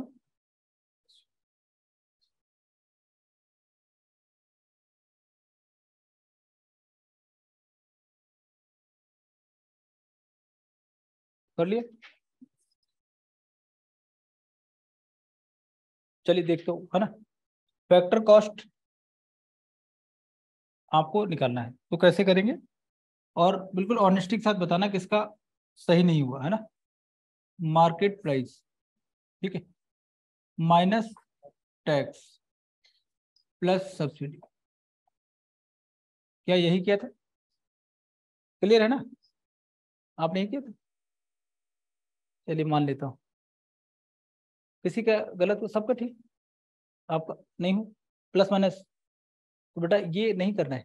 मैंने क्या बताया, देखिए जब भी आप जाएं घर में प्रैक्टिस करें, मार्केट प्राइस ये फार्मूला जरूर लिखा करें, ठीक है, और माइनस सब्सिडी की फार्मूला लिखेंगे। फैक्टर कॉस्ट चाहिए तो ये सब उठा के इधर चलाएगा, और जो प्लस में है वो माइनस, जो माइनस है प्लस हो जाएगा, बेसिक फंडा है, ठीक है ना। अब देखिए इसमें थोड़ा सा आपको ध्यान लगाना हो, ठीक है, देखिए कैसे करेंगे। हाँ नहीं, ये तो क्या होगा, अच्छा फिर से करते हैं, आप नहीं थे क्लास में, अच्छा ठीक है ठीक है, अभी ये फॉर्मूला कर लेते हैं उसके बाद कर लेते हैं, ठीक है। चलिए देखिए एनडीपी, सिंपल एनडीपी, बिल्कुल सिंपल सा, कैसे करेंगे, जीडीपी माइनस डेप्रिसिएशन, एन मतलब नेट, ठीक, तो डेप्रिसिएशन, क्लियर है ना, ये फॉर्मूला होता है अपना। इट मीन्स कि अगर आपको एनडीपी मार्केट प्राइस निकालना है तो सिंपल फॉर्मूला हो गया, बात खत्म हो गई, कुछ करना ही नहीं। मार्केट प्राइस पे चाहिए था, मार्केट प्राइस पे आपको एक्सप्लेन करना, बात खत्म हो गई। अगर फैक्टर कॉस्ट होती तब प्लस माइनस वो सब करना पड़ता, ये तो सिंपल है। नहीं बेटा देखिए, मार्केट प्राइस चाहिए था, मैंने बोला था जीडीपी मार्केट प्राइस पर आपको एक्सप्लेन करना है, तो अगर मैंने क्या बोला, देखिए यहाँ पर सिंपल फार्मूला होता है ना, तो आपको एनडीपी मार्केट प्राइस चाहिए, इट मीन्स की जीडीपी मार्केट प्राइस और माइनस डेप्रिसिएशन। अगर फैक्टर कॉस्ट उल्टा होता तब प्लस माइनस करते ना, तो सेम नेचर निकल आया। नहीं समझ आया, नहीं समझ आया क्या है, नहीं है, आपको नहीं समझ आया, हाँ तो बोलना चाहिए, सबके ऊपर से गया है ना। चलिए ठीक, कोई नहीं, देखिए थोड़ा और स्पीड को कम कर देते हैं ना, factor cost and market price, असल में इनमें डिफरेंस क्यों ऐसा होता है, जैसे कोई फैक्ट्री है, आपने एक बाइक बनाई विद इन फैक्ट्री, फैक्ट्री के अंदर जो भी कॉस्ट आता है इसी कॉस्ट को हम बोलते हैं फैक्टर कॉस्ट, क्लियर है। एक बाइक सपोज करो आपने 20,000 में बनाई, मैन्युफैक्चरिंग कॉस्ट इसकी क्या है 20,000, तो ये अमाउंट क्या होगा आपका फैक्टर कॉस्ट, क्लियर है। अब ये ठीक है ना, अब ये बाइक मार्केट में आएगी तो मार्केट प्राइस, तो सरकार बोलेगी फैक्टर कॉस्ट, और कुछ हमें क्या चाहिए, टैक्स भी तो चाहिए, अगर नीड हुई तो सब्सिडी भी आपको दी जाएगी। तो आप देखिएगा 20,000 फैक्टर कॉस्ट, ये तो ऐड करना पड़ेगा, प्लस 5,000 टैक्स माइनस 0 सब्सिडी, तो प्राइस कितना हो जाएगा 25,000, ये हो जाएगा आपका मार्केट प्राइस। अगर आप जीडीपी निकालेंगे eight factor cost, it means कि जो भी प्रोडक्शन हुआ है ओनली, मतलब आप देखें ये क्या है, ये प्योर प्रोडक्शन, और इसमें क्या हो जाएगा, टैक्स या फिर सब्सिडी का रोल आ जाता है। इसीलिए अगर आपको जेन्युइन जानना है इंडिया में जीडीपी साइज क्या है, तो जीडीपी एट फैक्टर कॉस्ट, यहाँ से आपको एक्चुअल पता चलेगा कितना प्रोडक्शन हुआ है। बात समझ आई? जब भी आप इंडस्ट्रियल डेटा देखते हैं तो वहां पर आपको मिलेगा जीडीपी एट फैक्टर कॉस्ट। और जब यही प्रोडक्ट आपके घर आएगा तो जो पेमेंट आप करके लाते हैं वो पेमेंट कहलाएगा मार्केट प्राइस। कैसे डिसाइड किया जाता है? Factor cost plus tax minus subsidy. Clear है? बात समझ आई? अब जरा देखिए, आपको समझ आ रहा है क्या है? अब आगे देखिएगा, आपने अपनी जीडीपी का डेटा दिया है एट मार्केट प्राइस, ठीक है, और यहीं से आपको पता करना कि factor cost per GDP size कितना है। तो इसको कैसे करेंगे? जीडीपी एट फैक्टर कॉस्ट आपको निकालना है। इट मीन्स कि आपको सिर्फ क्या चाहिए? Factor cost. तो एक काम करेंगे, फिर मार्केट प्राइस में सिर्फ फैक्टर कॉस्ट चाहिए, अलग कर दीजिए, और मार्केट प्राइस फैक्टर कॉस्ट में जो डिफरेंस है वो क्या है, आपने इसमें कुछ टैक्स जोड़ा है, वो अलग कर दीजिए कितना टैक्स है। और अगर गवर्नमेंट ने कुछ सब्सिडी दी है तो वो सब्सिडी क्या हो जाएगी? माइनस हो जाएगी। मार्केट प्राइस से मतलब मार्केट प्राइस अगर आपको निकालना हो तो क्या करेंगे? फैक्टर कॉस्ट और जो टैक्स है उसका अमाउंट अलग कर देंगे, अगर आपको कुछ गवर्नमेंट ने हेल्प करी है उसको माइनस कर देंगे। तो ये फार्मूला ऐसे चलता है। नहीं समझ आया? थोड़ा और फिर से बताएं। नहीं क्या? ठीक है, इतना सन्नाटा। देखो थोड़ा सा कंफ्यूजन रहता है इस चैप्टर में, है ना? तो अगर मैं और इसके नीचे जाएंगे तो फिर हम लोग फिर जीएस वाले सारे पॉइंट्स कवर कर लेंगे, है ना? लेकिन मैं भी समझा के दम लूंगा, है ना? हाँ, क्या डाउट है? हाँ, अरे अच्छा, आप क्लास में थे अभी? अभी नहीं थे ना, अभी कुछ और सोच रहे थे। नहीं, अभी मैंने क्या, देखिए बात समझिए, कोई एक फैक्ट्री है, इसमें आपने बाइक बनाई, इस बाइक को बनाने में जितना भी एक्सपेंडिचर हो, जो कॉस्ट आई आपकी है, यही कहलाती है फैक्टर कॉस्ट। किसी कंपनी ने 20,000 में बाइक बनाई तो ये क्या हो जाएगा आपका? Factor cost. और जब ये बाइक मार्केट आपके घर आएगी तो आप क्या पे करके आएंगे? Market price. उसमें क्या होगा? उसमें फैक्टर कॉस्ट प्लस सरकार को कुछ देके आएंगे, टैक्स नहीं, और माइनस सब्सिडी। सपोज करो यहाँ पर सब्सिडी क्या है? जीरो है ना? जीरो जरूर नहीं, जीरो, ठीक है। तो आप देखिए टोटल प्राइस क्या हो जाएगा? 25,000। तो ये 25 क्या हो जाएगा? Market price. और 20,000 ये वाला क्या था आपका? Factor cost. ये चीज अगर आप समझ गए ना तो आगे आपको फॉर्मूले समझ आएंगे हम लोग क्या कर रहे हैं।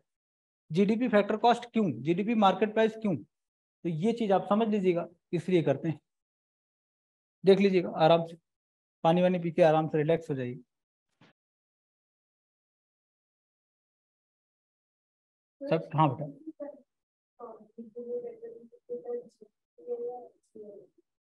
अभी आएंगे। ठीक, जीडीपी देखिए, जीडीपी जीएनपी में क्या है? एक्स माइनस एम निकल गया, है ना?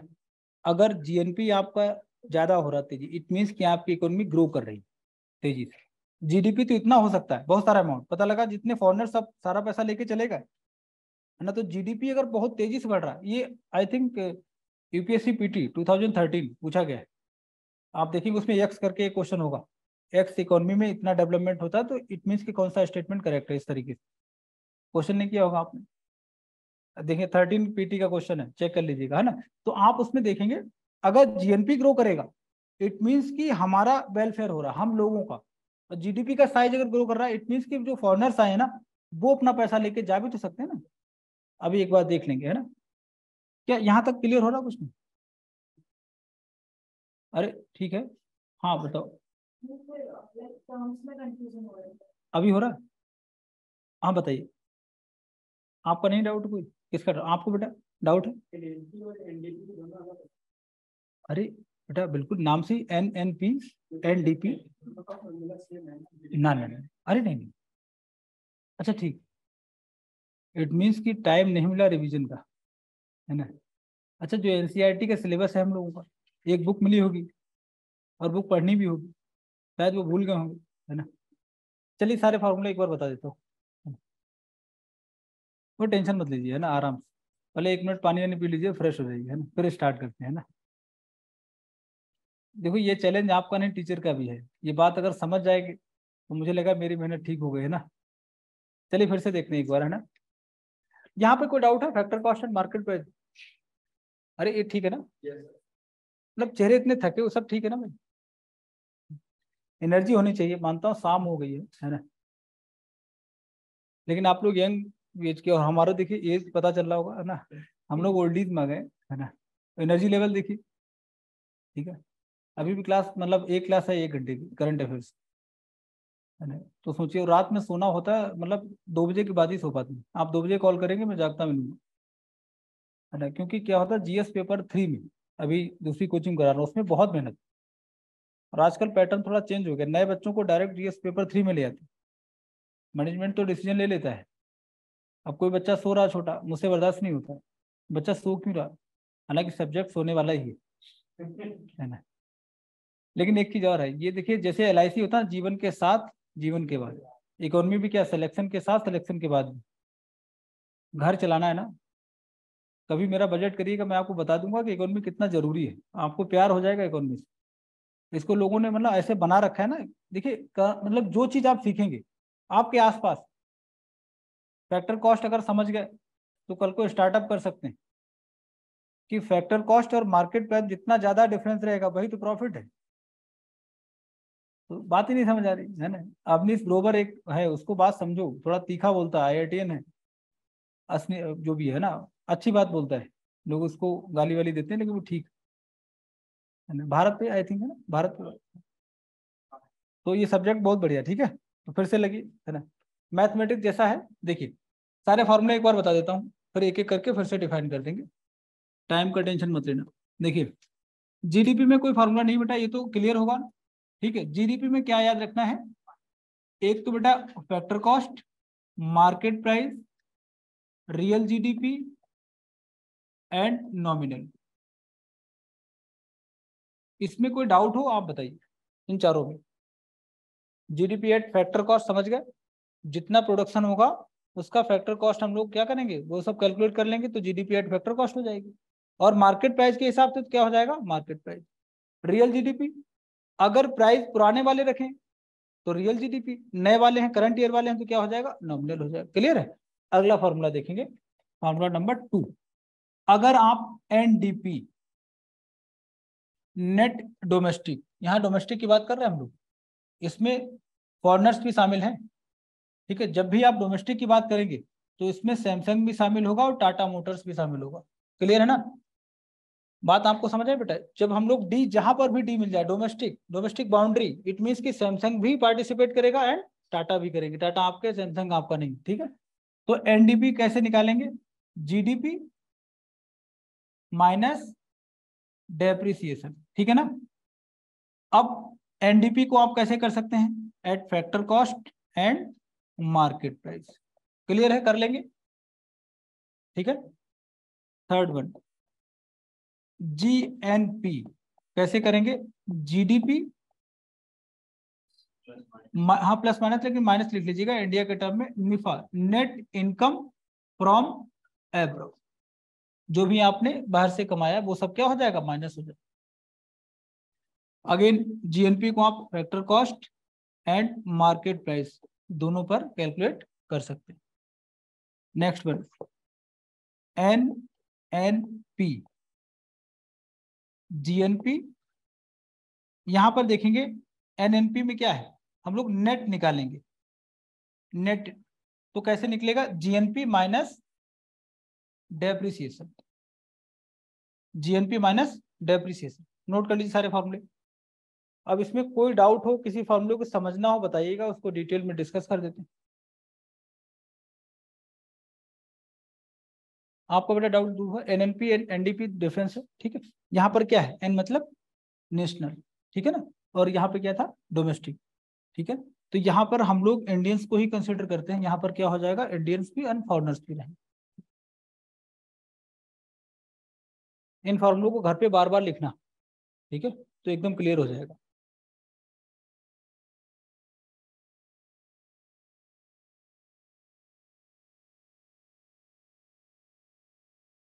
ठीक है,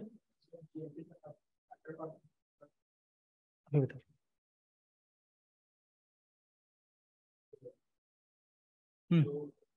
जीडीपी अभी नेट पे दिखाता है भारत का, वो एफसी है या एमपी है?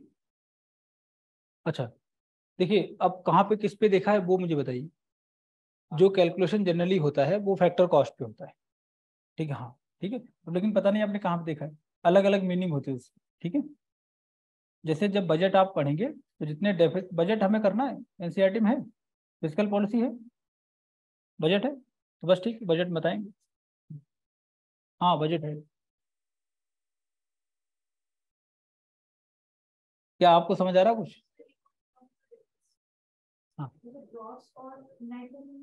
ठीक है, आपको कुछ समझ आ रहा है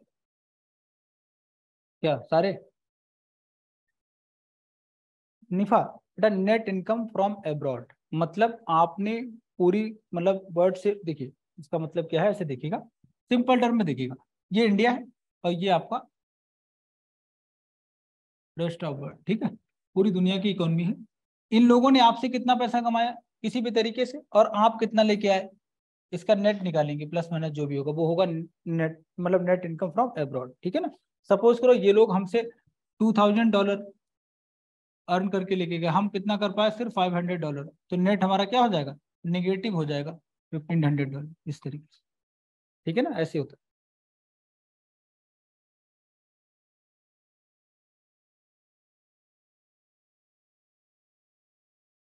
ठीक है, अब इन्होंने जो बोला है टर्म ग्रॉस, कहीं भी अगर मिले ग्रॉस, ग्रॉस मतलब जो चीज आपको मिल रही होती है टोटल, उसमें कुछ भी हमने माइनस नहीं किया, सब मिलाकर के ग्रॉस हो जाता है जनरली। और अगर जो भी फैक्टर्स होते हैं किसी भी टाइप के, उन फैक्टर्स को अगर माइनस कर देंगे तो ग्रॉस से नेट निकल आता है। ये एक सिंपल सी बात है, कहीं भी जैसे आपको जब सैलरी मिलेगी ग्रॉस मिलेगी, लेकिन आपके जो हाथ में आएगा, जो निकलेगा, जो आपके अकाउंट में क्रेडिट होगा, वो ग्रॉस नहीं आता, कट हो जाएगा, इधर जाएगा उधर जाएगा, इस तरीके से। आप देखिएगा जीडीपी की बात करेंगे, यहाँ पर क्या है, ग्रॉस डोमेस्टिक। और जब आप आएंगे ग्रॉस से आप नेट पे अगर आएंगे, है ना, तो नेट पे क्या हो जाएगा, डेप्रिसिएशन को क्या कर देंगे, माइनस कर देंगे, वो तो है नहीं आपका, है ना, वो निकलेगा, तो ये ग्रॉस से नेट पे आ जाएंगे, ठीक है। ग्रॉस मतलब सब कुछ ऐसे रॉ उठा लिया और ऐड कर लिया, बाकी जितने एक्सपेंडिचर हैं, जो लाइबिलिटीज हैं, उसको माइनस कर देंगे तो क्या निकल आएगा, नेट आ जाएगा, ठीक है। लेकिन आप इन फार्मूलों से बाहर इधर उधर मत जाना, ये यूनिट थोड़ा सा सीरियस टाइप होता है, ठीक है, तो मिस्टेक हो जाएगी वरना आप घूम जाएंगे, ठीक है। अब थोड़ा सा देखते हैं, किसी ने और पूछा था, क्या था आपने पूछा था बेटा, फैक्टर कॉस्ट, ठीक, यहाँ तक ठीक चला सब, ठीक।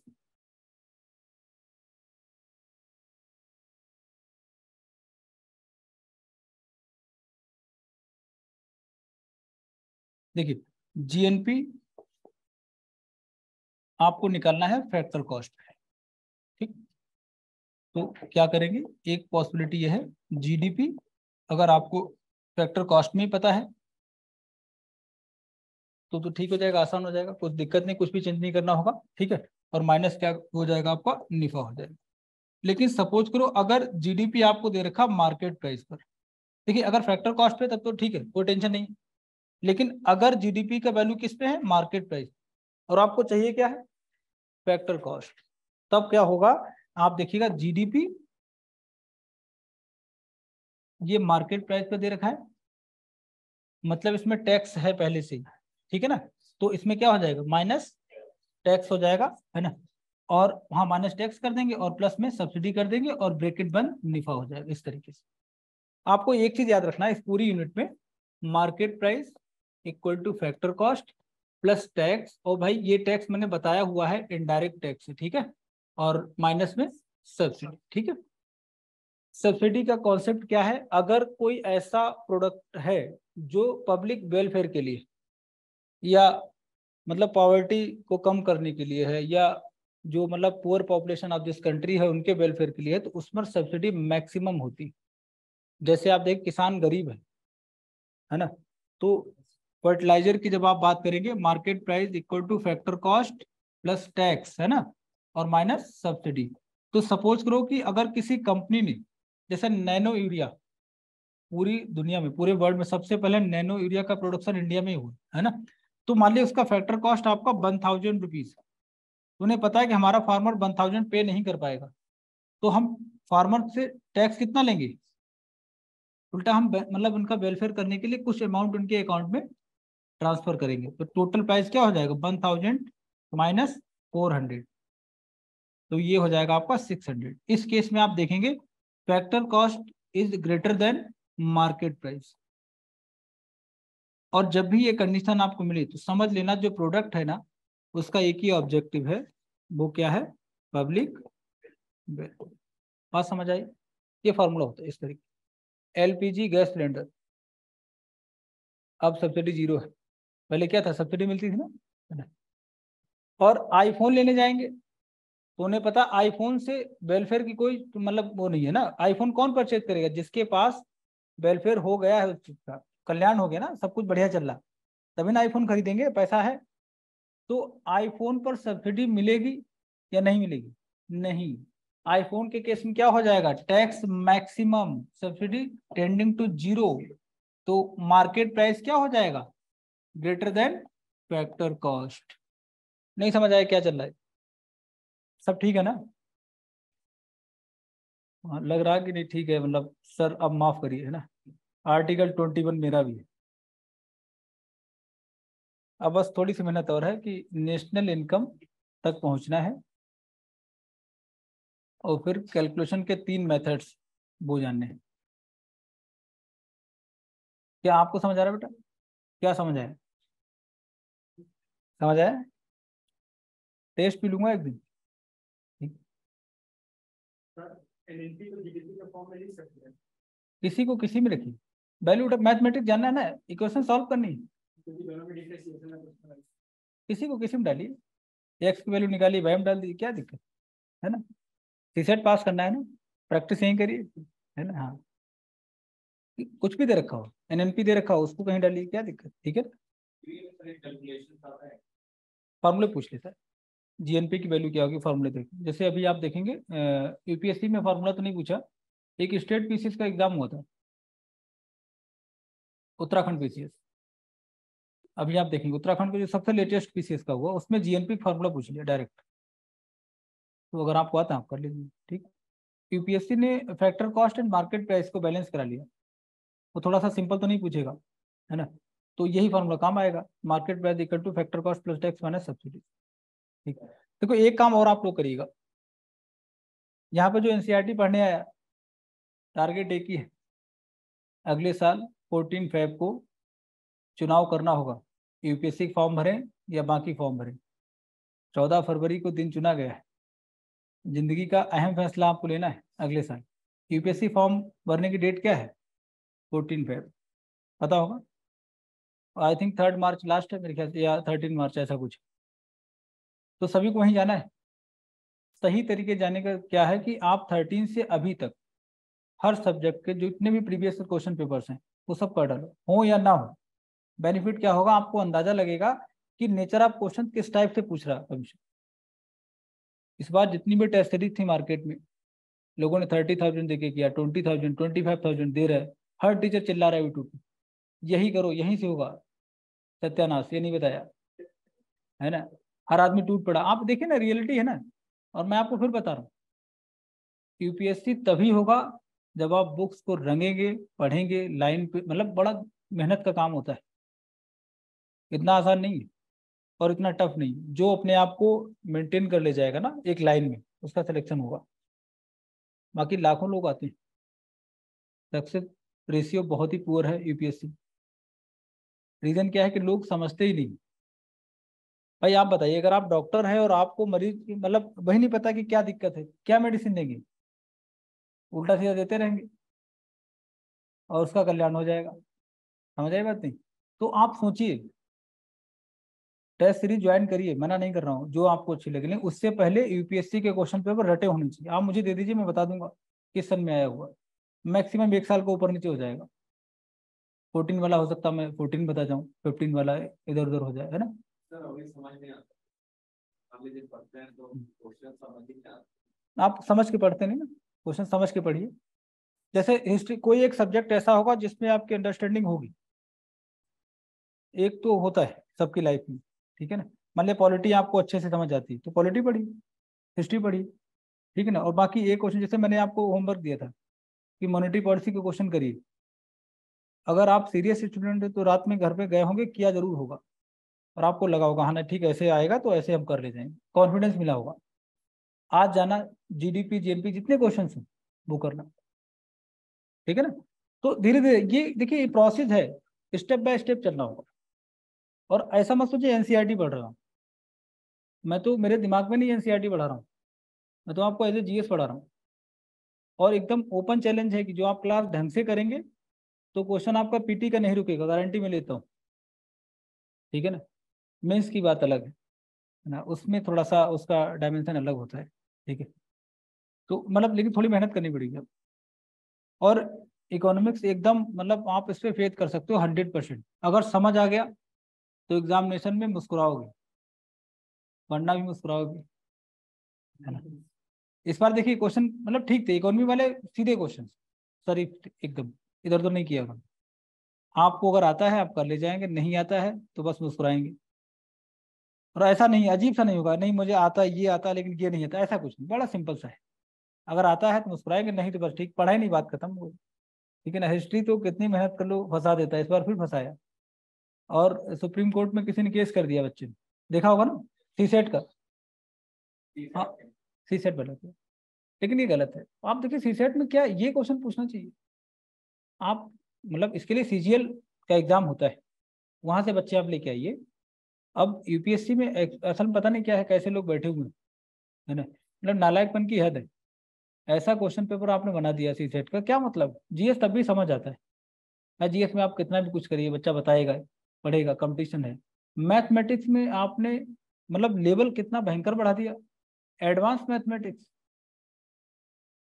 टाइम एंड वर्क तो होता नहीं यूपीएससी वालों से, थोड़ा टाइट कर दीजिए। नहीं, राम और मोहन और फिर श्याम ले आइए, काम खत्म हो जाएगा, है ना। ये तो ऐसे डरे हुए मैथमेटिक्स, आपने एडवांस मैथ पूछ लिया।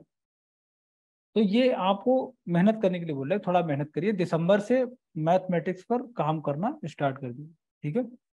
और एक बात माइंड रखिएगा कि यूपीएससी देना है तो कायदे से देना है, ऐसे नहीं फॉर्म बढ़ा दिया नंबर के लिए, ठीक है। और सिलेक्शन में ऐसा कुछ नहीं है रॉकेट साइंस की आपको ये आना चाहिए तभी होगा, आप खुद से मेहनत करिए 1 साल बस, फिर जिंदगी भर आप आराम करिए, 1 साल मेहनत। लेकिन वो मेहनत दिखनी चाहिए कि बंदे ने मेहनत की है, लगता है। मेहनत और पैसा ये दिखते हैं, ये छुपते नहीं। मेहनत करोगे आप ढंग से, बातचीत का लहजा जो होता है, जो वे ऑफ टॉकिंग है, बदल जाएगा। जो बच्चे मतलब सच में बहुत पढ़ लेते हैं ना, वो बहुत ही सॉफ्ट मतलब वे में बात करते हैं कि सर थोड़ा ये, जिनको थोड़ा सा पता है, जीडीपी सुन लिया उसी उछल रहे, सर जीडीपी ऐसे नहीं होगा, ऐसे नहीं होगा, ऐसे। मैं समझ जाता हूँ कि अभी ये इसके अंदर एनर्जी है ना। लेकिन क्या है, 1 साल बाद आप खुद ही शांत हो जाएंगे, एकदम बिल्कुल शांत हो जाएंगे, है ना। तो डिसाइड कर लीजिए यूपीएससी में सिलेक्शन लेना है ना। और ऐसे बच्चे जिनको 2 साल बाद देना है या 1 साल के बाद देना है, उनके पास चांस है रैंक ला सकते हैं। यूपीएससी किसी का है नहीं, उसका है जिसने मेहनत की। समझ आई बात नहीं। तो चचा विधायक हैं या नहीं है इससे कोई मतलब है नहीं, है ना। कई लोग बोलते हैं नहीं चचा विधायक है, विधायक विधायक यहाँ कुछ नहीं, ठीक है। तो इसलिए ये सभी का है, ओपन फॉर ऑल, ठीक है। आज से जाना और एक काम करना मतलब मेरी बात मान लीजिएगा, जिसको भी देना है सबसे पहले 10 से 15 दिन आज से खर्च करिए, यूपीएससी के क्वेश्चंस के नेचर को समझने में लगाइए। प्रीवियस मेंस का समझ, पहले मेंस से स्टार्ट करिए।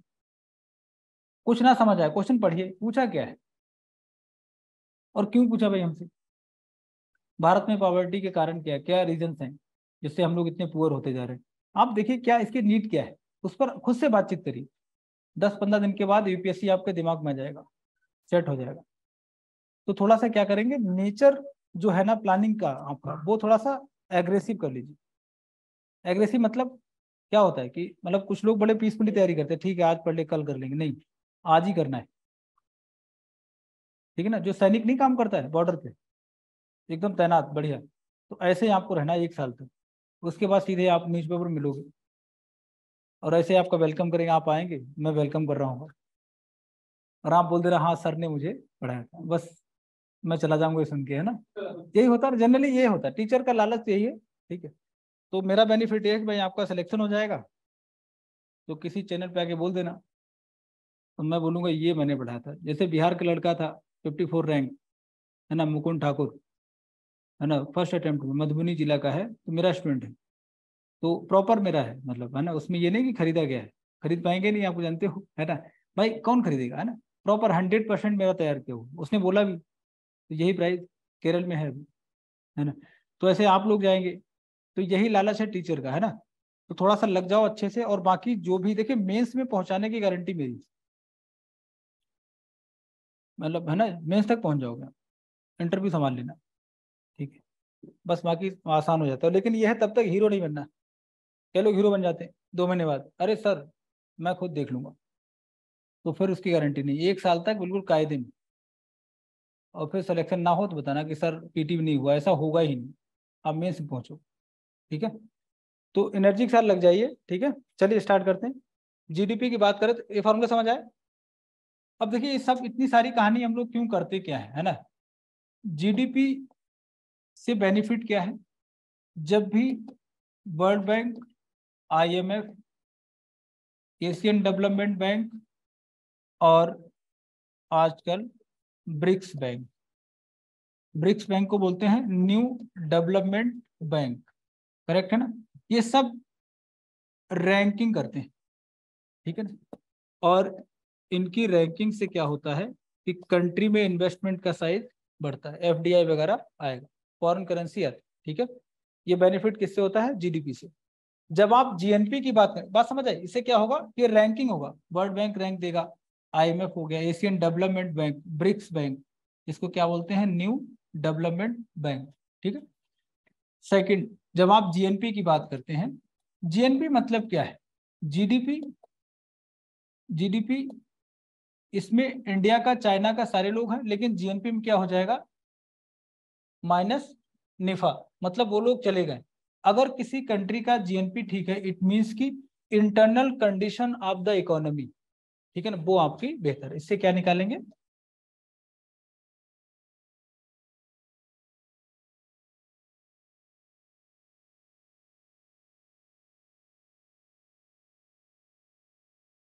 और अगर ये ठीक है, इट मीन्स की ह्यूमन डेवलपमेंट इंडेक्स, ये ऑटोमेटिकली बेहतर हो, लोग अच्छे होंगे, पैसा होगा सबके पास, एंड पर कैपिटा इनकम भी, पर कैपिटा इनकम।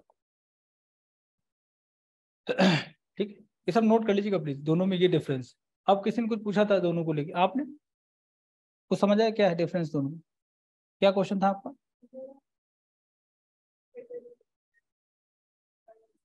अब आप बताइए क्या ठीक है, किस पॉइंट ऑफ व्यू से, अगर आप इन्वेस्टमेंट चाहते हैं जीडीपी, और आप इंटरनल कंडीशन तो जीएनपी। ठीक है, सबका अपना रोल है।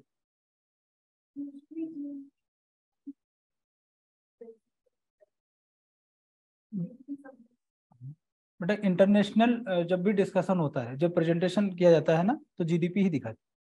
अगर मान लिया सैमसंग आया है आपके, क्यों आया हो, आपकी मार्केट में कैपेसिटी पोटेंशियल होगा तभी ना, है ना, ये चीज है। लेकिन पर कैपिटा इनकम का सही से मतलब जो है आपको एनालिसिस कौन देगा, जीएनपी देगा। यहाँ हो सकता है सैमसंग वाले पर, अभी देखते हैं, चलिए देखिए। हाँ,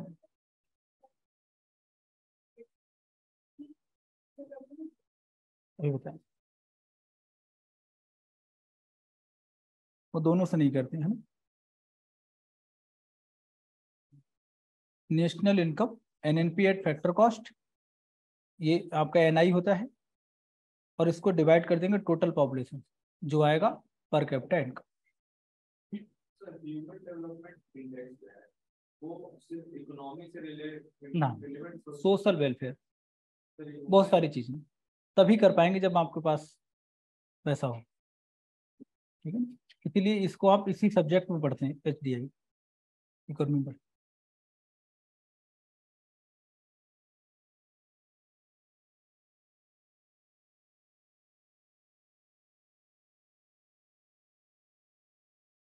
एक चीज समझेंगे, है ना, असल में क्या है, इसमें हो सकता है आपका कुछ और डाउट वो भी क्लियर हो जाए। पर कैपिटा इनकम,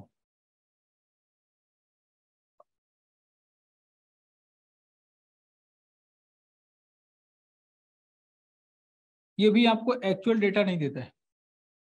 क्यों नहीं देगा, देखिए थोड़ा सा मैं आपको मैथमेटिक्स का एग्जांपल देता हूँ ना, मैथ से देखिएगा जरा समझिएगा। सपोज करो एक फैमिली है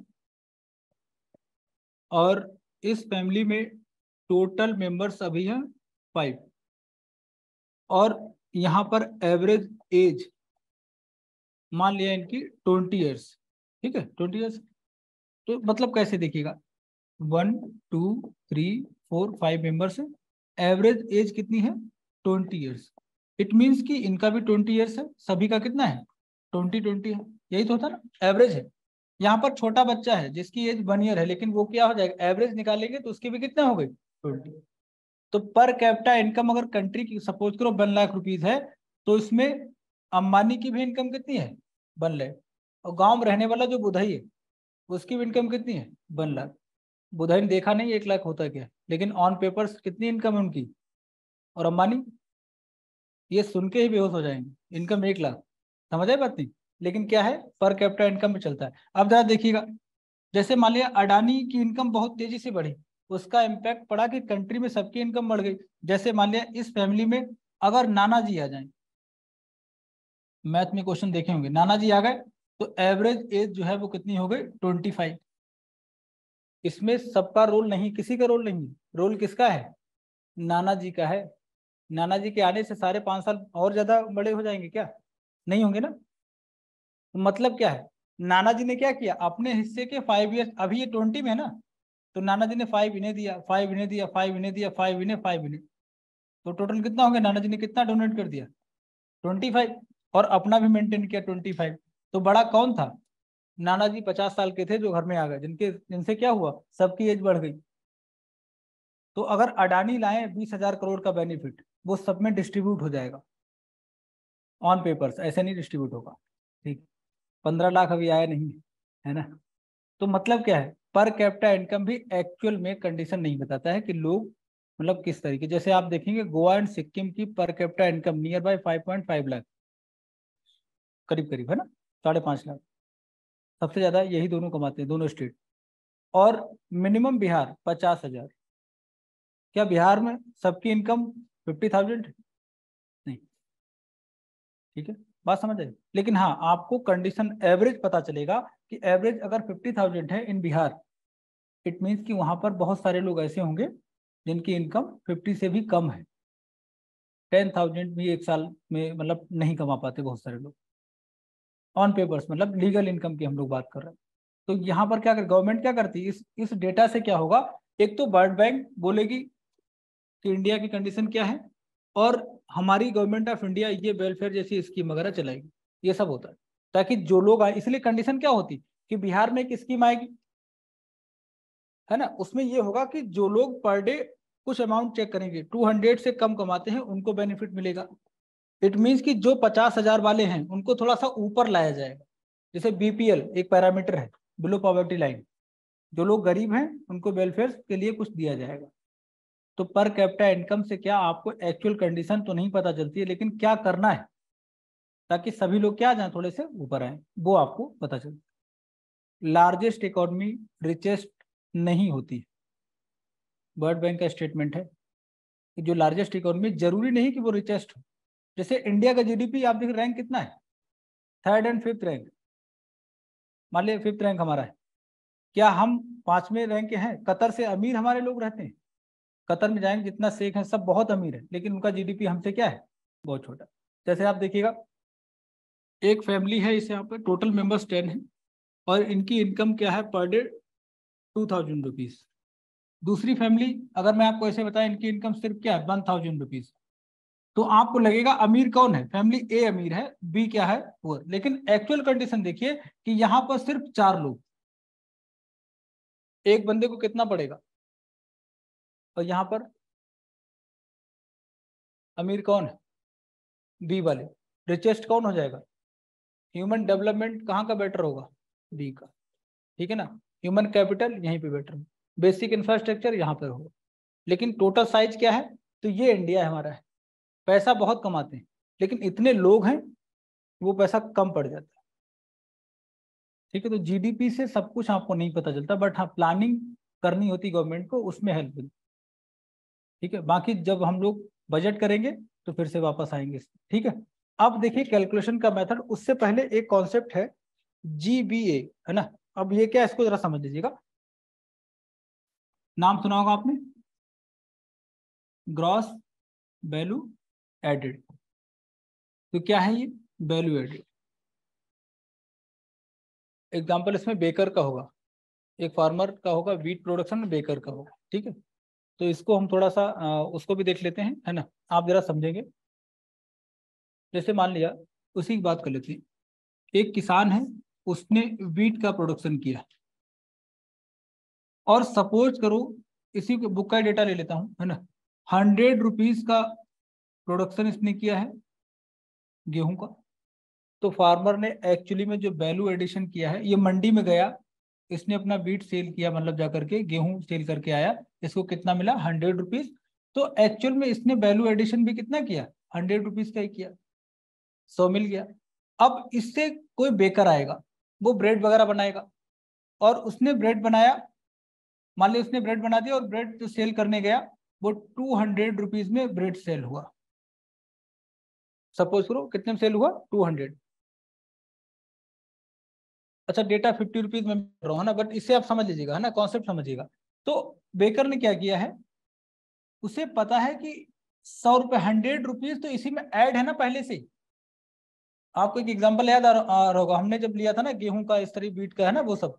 तो उसे पता है कि इसने 100 रुपीज तो वही सारा शामिल किया हुआ है, निकालिए उसको, क्या बचेगा, 100 रुपीज। ये काम बेकर ने किया है। तो वैल्यू एडिशन कितना किया इसने, 100 रुपीज का। फार्मर ने कितना किया था, 100 रुपीज का। तो आप देखेंगे एक्चुअल में प्रोडक्शन कितना हो गया, 200 रुपीज का। GDP याद करिए, एग्जाम्पल क्या था, लास्ट वाला ही हम काउंट कर रहे थे, बीच वाला हमने क्या कर दिया था। तो GPM क्या करेंगे, जो फाइनल प्रोडक्शन माइनस जो भी इंटरमीडिएट प्रोडक्शन करते हैं उसकी कॉस्ट को आप माइनस कर देते हैं, बस ये फॉर्मूला है GPA का। और जो कोर कॉन्सेप्ट क्या है, इसको अगर आप और डिटेल में करें थोड़ा सा, चलिए एक मैं बड़ा एग्जांपल लेता हूं, उससे आप समझिए। जैसे मान लिया किसी फार्मर ने कॉटन का प्रोडक्शन किया, या हमारे कंट्री में फार्मर्स ने टोटल कॉटन का प्रोडक्शन किया, इसका वैल्यू रहा 100 करोड़ रुपीज। तो फार्मर्स ने जो वैल्यू एडिशन किया वो भी कितना किया है, 100 करोड़ रुपीज। अब ये कॉटन जो है किसी कंपनी के पास चलाएगा, जहां से मान लिया कपड़े बनेंगे, आप जो है टेक्सटाइल इंडस्ट्री में चला जाएगा, सपोज करो ये टेक्सटाइल में आ गया। और टेक्सटाइल वालों ने क्या किया, इन्होंने जो भी प्रोडक्ट तैयार किया, ये बोला कि ये इसकी वैल्यू कितनी है, 300 करोड़ रुपीज। टेक्सटाइल इंडस्ट्री, कपड़ा उद्योग में कॉटन चला जाएगा, और इन्होंने जो भी प्रोडक्ट तैयार किया उसका प्राइस क्या रखा, 300 करोड़ रुपीज। तो आप देखिएगा वैल्यू एडिशन कितना किया इन्होंने, सिर्फ ओनली 200 करोड़ रुपीज। समझ बात नहीं। और ऐसा क्यों करते, GBA के पीछे लॉजिक क्या है, जब GST की आप बात करते हैं तो GST से पहले हमारे पास टैक्स था वैट, वैल्यू एडेड टैक्स, आगे टैक्स सिस्टम में जानेंगे, है ना। तो वो क्या करता था कि हमें टैक्स उसी चीज पर लगाना है जो वैल्यू एडिशन किया गया है। इस इंडस्ट्री पर जब टैक्स लगाएगी गवर्नमेंट, तो 300 पे नहीं लगाएगी, उसे पता है कि 100 का काम आपने किया ही नहीं, आपको टैक्स पे करना है कितने पर, सिर्फ और सिर्फ वैल्यू एडिशन पर। इसीलिए GBA निकालते हैं। GBA से क्या होता है, वैट इंप्लीमेंट किया जाता था एक्चुअली, जो वैल्यू एडिशन आपने किया है आपको वही टैक्स देना है। बात समझ आई। मान लिया ये कपड़ा लेकर के कोई और कंपनी चली गई, है ना, कोई भी कंपनी, है ना, सपोज करो ABC कंपनी के पास आ गया, उसने जीन्स या T-शर्ट बना दिया और वो सेल कर दिया 500 करोड़। तो आप देखिएगा वैल्यू एडिशन कितना किया उसने, 200। तो आपसे बैट पड़ेगा 200 पर, इसीलिए वैल्यू एडिशन हम लोग देखते हैं, GBA हो, ठीक है ना। GBA मतलब क्या है कि जो भी फाइनल प्रोडक्शन है minus cost of intermediate production, ये GBA निकल आया, ठीक है ना। इंडिया में हिट नहीं हुआ क्योंकि कॉम्प्लेक्स बहुत ज्यादा है, बार बार कैलकुलेशन करोगे, इसलिए फिर से हम कहाँ आ गए, GDP। क्या GBA समझ आया क्या, क्या करेंगे, टोटल फाइनल प्रोडक्शन जो भी है कंट्री का, उसकी मॉनेटरी वैल्यू, और माइनस क्या कर देंगे, इंटरमीडिएट आइटम जो भी आपने खर्च किया, जो कॉस्ट आपकी आई है वो माइनस कर दीजिए, क्योंकि जो कॉस्ट आपकी आई है वो किसी का आउटपुट था, किसी का प्रोडक्शन था, वो ऐड हो चुका है, इसलिए उसको माइनस करिए। तो फाइनल जो बचेगा वो क्या हो जाएगा, GBA हो जाएगा। समझ आया? सोच लीजिए सारा कुछ।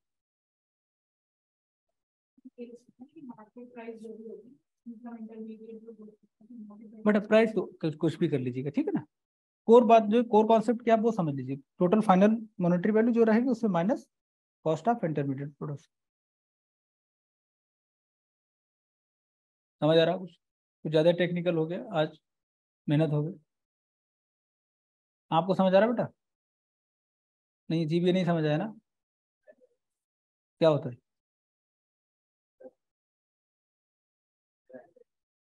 आपका नाम अभिषेक? नहीं नाम अभिषेक ना? हाँ बताओ।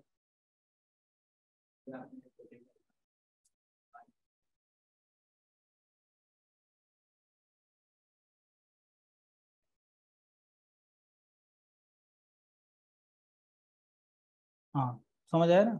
गुड।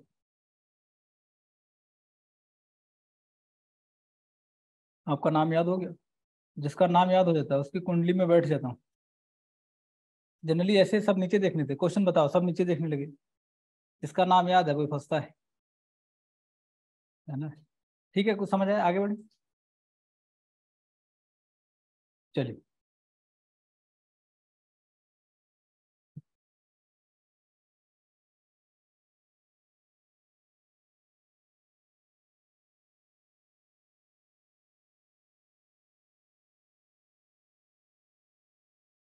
राष्ट्रीय आय नेशनल इनकम को कैलकुलेट कैसे करेंगे?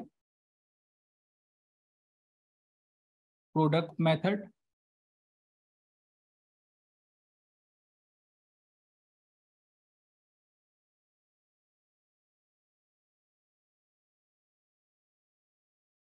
इसमें बहुत सारी टेबल दे रखी है ना आपके चैप्टर में, बहुत रिलैक्स होकर पढ़िएगा।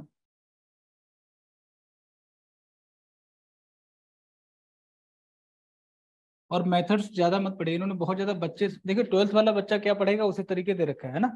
मैं आपको एकदम प्रॉपर समझाऊंगा सिंपल वे में, वो समझ लीजिएगा, ठीक है। सिग्मा वगैरह दे रखा है इन्होंने, सिग्मा कोई मतलब नहीं है ना। सिग्मा मतलब क्या होता है? एडिशन होता है, ठीक है। हाँ तो सम करते हैं बट ठीक। ये 3 मेथड्स होते हैं। स्टेट पीसीएस का पीटी देना है तो यही पूछा जाएगा, कौन सा मेथड नहीं है, तो पता होना चाहिए कौन सा है, काम हो जाएगा ना। कितने मेथड हैं? ये 3 मेथड, ठीक है।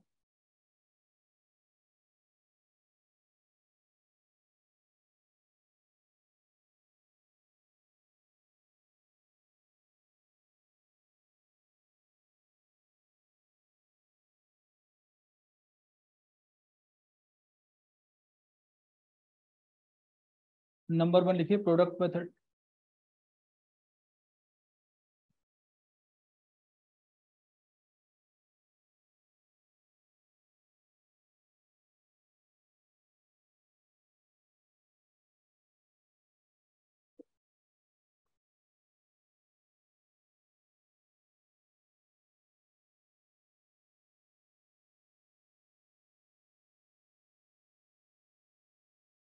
देखिए जो जीबी आया था वो इसीलिए आया, प्रोडक्ट मेथड के लिए है। जैसे आप प्रोडक्शन करेंगे तो हम क्या करेंगे, वैल्यू एडिशन को चेक करेंगे। जो एग्जांपल आपका है दे रखा है इसमें, है ना, बुक इसमें है, वो इसी में आएगा प्रोडक्ट मेथड, ठीक है। इसमें क्या होगा कि जितना भी प्रोडक्शन हुआ, देखिए इसका आप समझिए प्रोडक्ट मेथड आपको क्यों सीखना है।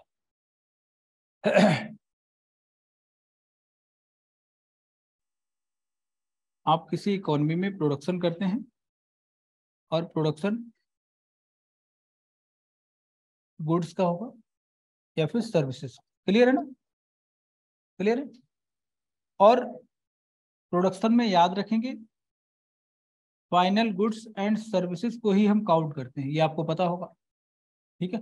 तो जितना भी फाइनल गुड्स एंड सर्विसेज है आपकी इकोनॉमी में जिनका प्रोडक्शन हुआ विद इन 1 ईयर, इसका क्या करेंगे हम, मॉनेटरी वैल्यू निकालेंगे। क्लियर है? एक तरीका ये आपका ये हो जाएगा जीडीपी कैलकुलेट करने का, सिंपल वे। बस जरा समझिए ऐसा क्यों करते। अगर आपको प्रोडक्ट मेथड के थ्रू नेशनल इनकम निकालना है तो आप क्या करेंगे, जितना भी प्रोडक्शन हुआ है गुड्स एंड सर्विसेज का, इसमें कौन सा फाइनल वाला, वो निकालेंगे और उसका मॉनेटरी वैल्यू ऐड कर देंगे। क्लियर हो गया? लेकिन ऐड करते समय, क्योंकि जीबीए का कॉन्सेप्ट है, वो क्या बताएगा, जब आप ऐड करेंगे, मान लिया आप कार इंडस्ट्री में गए, ठीक है, एक कार बनाई, तो कार में टायर भी है, हो सकता है टायर अपोलो के हों, किसी और कंपनी के हों, ठीक है ना। तो क्या करेंगे, कार कंपनी क्या करेगी, मारुति में आप गए तो वो टोटल जो फाइनल प्रोडक्ट है उसका, उसका मॉनेटरी वैल्यू और माइनस क्या करेगा, जो टायर का कॉस्ट है, साउंड बॉक्स का जो कॉस्ट है, वो सब क्या कर देगा, माइनस कर देगा। जो पैसा बचेगा कार वाला आपको बोल देगा कि ये हमारा खर्चा आया है, या इस तरीके से हमने प्रोडक्शन किया। बात को समझ आई। अब जाएंगे टायर वाले के पास, ठीक है। जरा इसको समझिए पहले आप कि ये मेथड क्यों आपको सीखना है। मेथड का नाम क्या है, प्रोडक्ट मेथड, ठीक है। और इसमें हम क्या देखेंगे, वैल्यू एडिशन। जितना वैल्यू ऐड किया है वही हम लोग ऐड करते हुए चलेंगे आराम आराम, ठीक है। कार वाले के पास जाएंगे तो कार की जो वैल्यू है उसमें माइनस क्या कर देंगे, इंटरमीडिएट आइटम्स। और फिर उस कंपनी के पास जाएंगे, अपोलो टायर के पास। आप बताइए, तो बताएंगे सर 10,000 का हमारा टायर है, लेकिन रॉ मटेरियल हमारे पास 2,000, तो फाइनल क्या बचा आपका 8,000, वो ऐड कर लेंगे। मतलब हर कंपनी का फाइनल प्रोडक्ट हम कंसिडर करेंगे, तो कैलकुलेशन इसमें बहुत लेंदी हो जाता है, ठीक है ना। इसलिए जीडीपी हर जगह आपको जीडीपी दिया जाता है, ना कि जीबी। देखा होगा आपने, हर जगह जितना भी डेटा आता है वो किसमें आता है, जीडीपी में आता है। लेकिन जीबी आपको बताएगा कि किस इंडस्ट्री में कितना ग्रोथ है। टायर इंडस्ट्री में अगर प्रोडक्शन कम हुआ, जीबीए के देखिए अपने बेनिफिट्स क्या है। अगर मान लिया आपने मैन्युफैक्चरिंग में टायर इंडस्ट्री की बात करें, वहां पर देखा कि जीबीए की वैल्यू क्या हो रही, लगातार कम हो रही। इट मीन्स कि कुछ तो प्रॉब्लम है, डिमांड ऑफ टायर्स क्या हो रही, कम हो रही। जीबीएस क्या हो जाएगा, छोटे छोटे सेगमेंट को चेक किया जाता है कि कहाँ पर क्या ग्रोथ है, फिर सबको ऐड कर देंगे तो जाके आपका क्या आ जाएगा, फाइनल वैल्यू निकल आएगा, ठीक है। तो जीबीए के बेनिफिट्स क्या है, जितने सेक्टर्स हैं आपके, है ना, वो सब आपको पता रहेगा कहाँ पर क्या ग्रोथ है, या फिर कौन कौन से ऐसे बैरियर्स हैं जिससे प्रोडक्शन कम हो रहा है, जो भी आपको दिखाना। और मतलब इसका बेनिफिट क्या रहेगा, यही रहेगा। डिमेरिट्स क्या है इसकी, डेटा बहुत ज्यादा रहेगा, आप कैसे मैनेज करेंगे, ठीक है, थोड़ा मुश्किल भी रहेगा हर जगह का डेटा आपको रखना। अभी जीडीपी बड़ा सिंपल है, अपोलो टायर से मतलब नहीं है हमें, फाइनल प्रोडक्ट और उसका मॉनेटरी वैल्यू, बात खत्म हो गई। बट इसमें क्या हो जाएगा, जितने जो भी मार्केट के जितने भी सेक्टर्स हैं वो सब आपको निकालने हैं। लेकिन यह है कि जब आप जीबीए निकालेंगे तो कंट्री की जो एक्चुअल कंडीशन है वो आपको समझ आए। 93 में स्टार्ट किया गया था जीबीए प्रॉपर तरीके से, जीबीए का जो कॉन्सेप्ट है वो 93 में स्टार्ट किया गया था।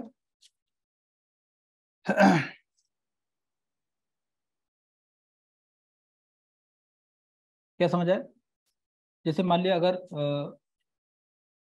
कोई ब्रेड कंपनी है, तो उसके लिए जीबीए के थ्रू कैसे काम करेंगे। ब्रेड कंपनी है, उसने ब्रेड बनाया, आपके घर तक पहुंचा, अब इसमें जीबीए कैसे इंप्लीमेंट करेंगे। जो ब्रेड का पैकेट आप लेके आए, मान लिया 50 रुपीज का है ना, तो ब्रेड वाले के पास जाएंगे, बताइए 50 रुपीज का आपने ब्रेड का प्रोडक्शन किया है, और ब्रेड बनाने के लिए क्या लगा होगा, कुछ मतलब हाँ, जो भी लगा, मैदा जो भी लगाया हो, कुछ इनपुट गया होगा, माइनस वो कर दीजिएगा। क्लियर है, तो ब्रेड कंपनी अपना डेटा दे देगी। अब जाइए मैदा के पास, राजधानी मैदा, हाँ जो भी हो, तो बताएंगे मैदा इतने का था। मैदा किससे बनाया आपने, गेहूं वगैरह से बनाया होगा जो भी, उसको माइनस कर दीजिएगा, तो वो मैदा कंपनी का डेटा आ जाएगा। सारा डेटा फिर आप ऐड कर दीजिए, बात वही है, अलग नहीं निकलेगा, फाइनली वही है। याद है ना, किसान की कॉस्ट ये सब इसमें अलग अलग निकालेंगे, ऐड करेंगे, टोटल वैल्यू सेम रहने वाली। लेकिन इससे क्या हो जाएगा, आपको मतलब माइक्रो एनालिसिस हो जाएगा कि हर जगह कितना काम कैसे हो रहा है। कुछ समझ आया, नींद आ रही ना, चलिए ठीक है ना? सोच लीजिए जीबीए क्या है।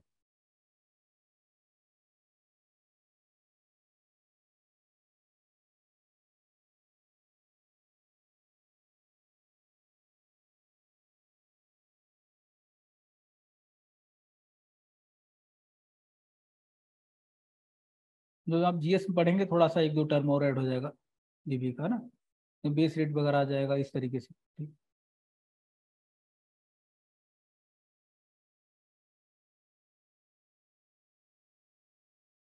ठीक, सब कुछ सही चल रहा। लग रहा है कि आज जो है ऑक्सीजन लेवल कम हो गया बॉडी में, है ना।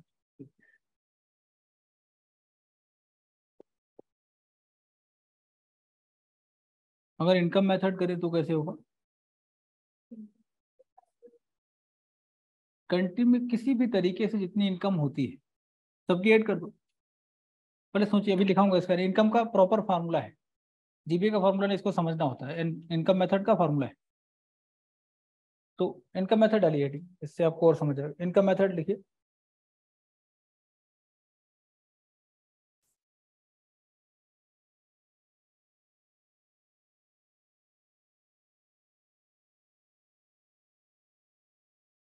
इनकम कैसे होगी? किसी भी इनकम कैसे हो सकती है? किसी पर्सन की इनकम की क्या पॉसिबिलिटी है? कैसे इनकम जनरेट कर सकता है वो?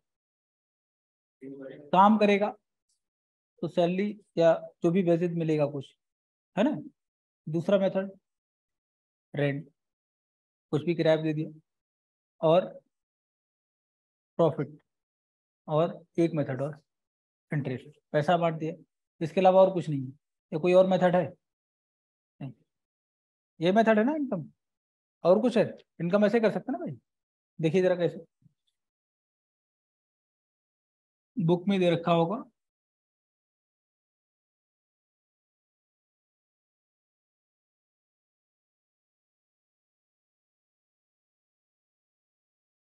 ये फार्मूला अभी मतलब डेवलप करें, लिखिएगा जरा इनकम मेथड में इस तरीके से।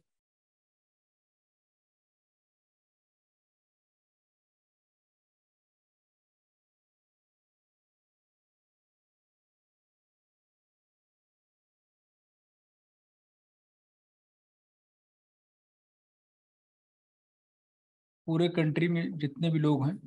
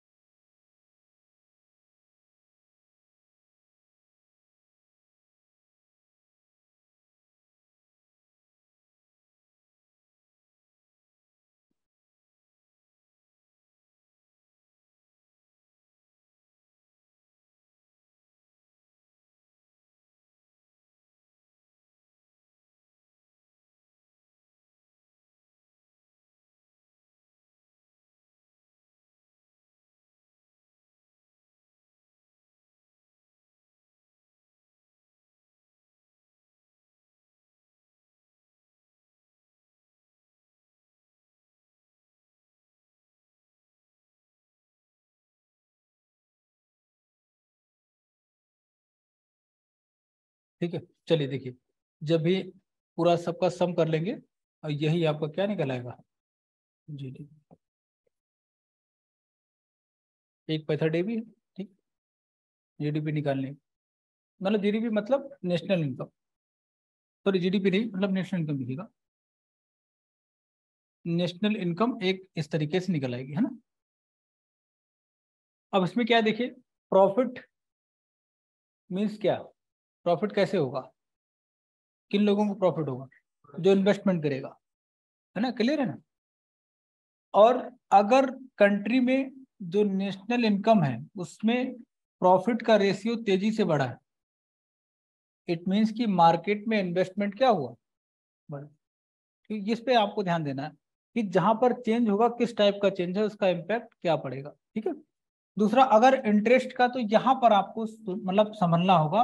अगर इंटरेस्ट से, ब्याज से लोगों को, तो हो सकता है बैंकिंग सिस्टम में बाकी जगह, देखिए इंटरेस्ट अगर ज्यादा बढ़ रहा है इट मीन्स कि सप्लाई क्या हुई, हो सकता है सप्लाई कम हो गई। या फिर पॉसिबिलिटी ये है कि इन्वेस्टमेंट बढ़ा होगा, बहुत सारे लोगों ने, पैसे की सप्लाई कम हो जाएगी तो भी रेट ऑफ इंटरेस्ट क्या हो जाएगा, बढ़ जाएगा, है ना। या फिर इन्वेस्टमेंट तेजी से बढ़ा होगा, तभी लोगों ने बहुत सारा पैसा लिया होगा, ये पॉसिबिलिटी है। इनको दोनों को देख लीजिएगा। और उसके बाद आप देखेंगे, वेजेस की बात करेंगे, सैलरी बढ़ी है, तो इसमें क्या है कि इन्वेस्टमेंट अगर बढ़ेगा, इन्वेस्टमेंट की अगर बात करें तो ये हो जाएगा, या फिर ग्रोथ, या फिर आप देखिएगा जो हमारे यहाँ पर इन्फ्लेशन का भी इम्पैक्ट होता है मार्केट में। बट दो ही चीज़ें याद रखेंगे, अभी इन्फ्लेशन को आप लिख सकते हो, चल जाएगा, कोई दिक्कत नहीं है, क्योंकि सारा चेंज होता है इन्वेस्टमेंट के अकॉर्डिंग और इन्फ्लेशन के अकॉर्डिंग, है ना। तो ये दो चीज़ें मेन रहती। उसके बाद जब आप रेंट की बात करेंगे तो रेंट भी इन्वेस्टमेंट को बताता है। अगर आप मुखर्जी नगर में देखेंगे, हर आदमी रूम रेंट पे देता है, क्योंकि मुखर्जी नगर में इन्वेस्टमेंट हुआ, कोचिंग्स हैं, कोचिंग ना हो तो कोई रेंट पे लेगा? बात क्लियर है ना। तो अगर यहाँ से हर सेगमेंट में अगर ग्रोथ होता है तो उसका अपना मीनिंग रहे, ये आपको एनालिसिस करना होगा। हर साल ये चेंज होता है और सारा एनालिसिस कौन करेगा? पहले जिम्मेदारी रिस्पॉन्सिबिलिटी किसके पास थी? सीएसओ के पास। और अभी क्या हो गया, इसका सीएसओ की हेल्प कौन करता था? NSSO, सैंपल सर्वे, ठीक है। अभी मोदी जी ने क्या कर दिया? चेंज कर दिया है, इन दोनों को मर्ज करके क्या बना दिया। तो आपका होमवर्क क्या है, देख लेना, ठीक है। 19 से क्या हो गया? NSO हो गया, ठीक है।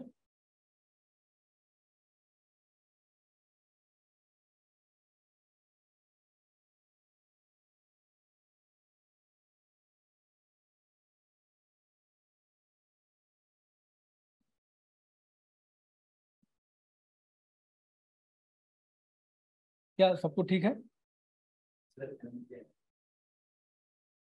बड़ा इन नंबर है, कितने नंबर तक पर्सन है ना ये। तो ये आपको कुछ समझ आया क्या है, कैसे निकालेंगे, है ना। एक मेथड आपका और है, तो उसमें थोड़ा सा फॉरेन ट्रेड भी शामिल रहेगा, एक्सपेंडिचर की बात हो रही है ना उसमें, तो X-M को भी लेके आएंगे। कौन सा मेथड है? हेडिंग डालिए, एक्सपेंडिचर मेथड।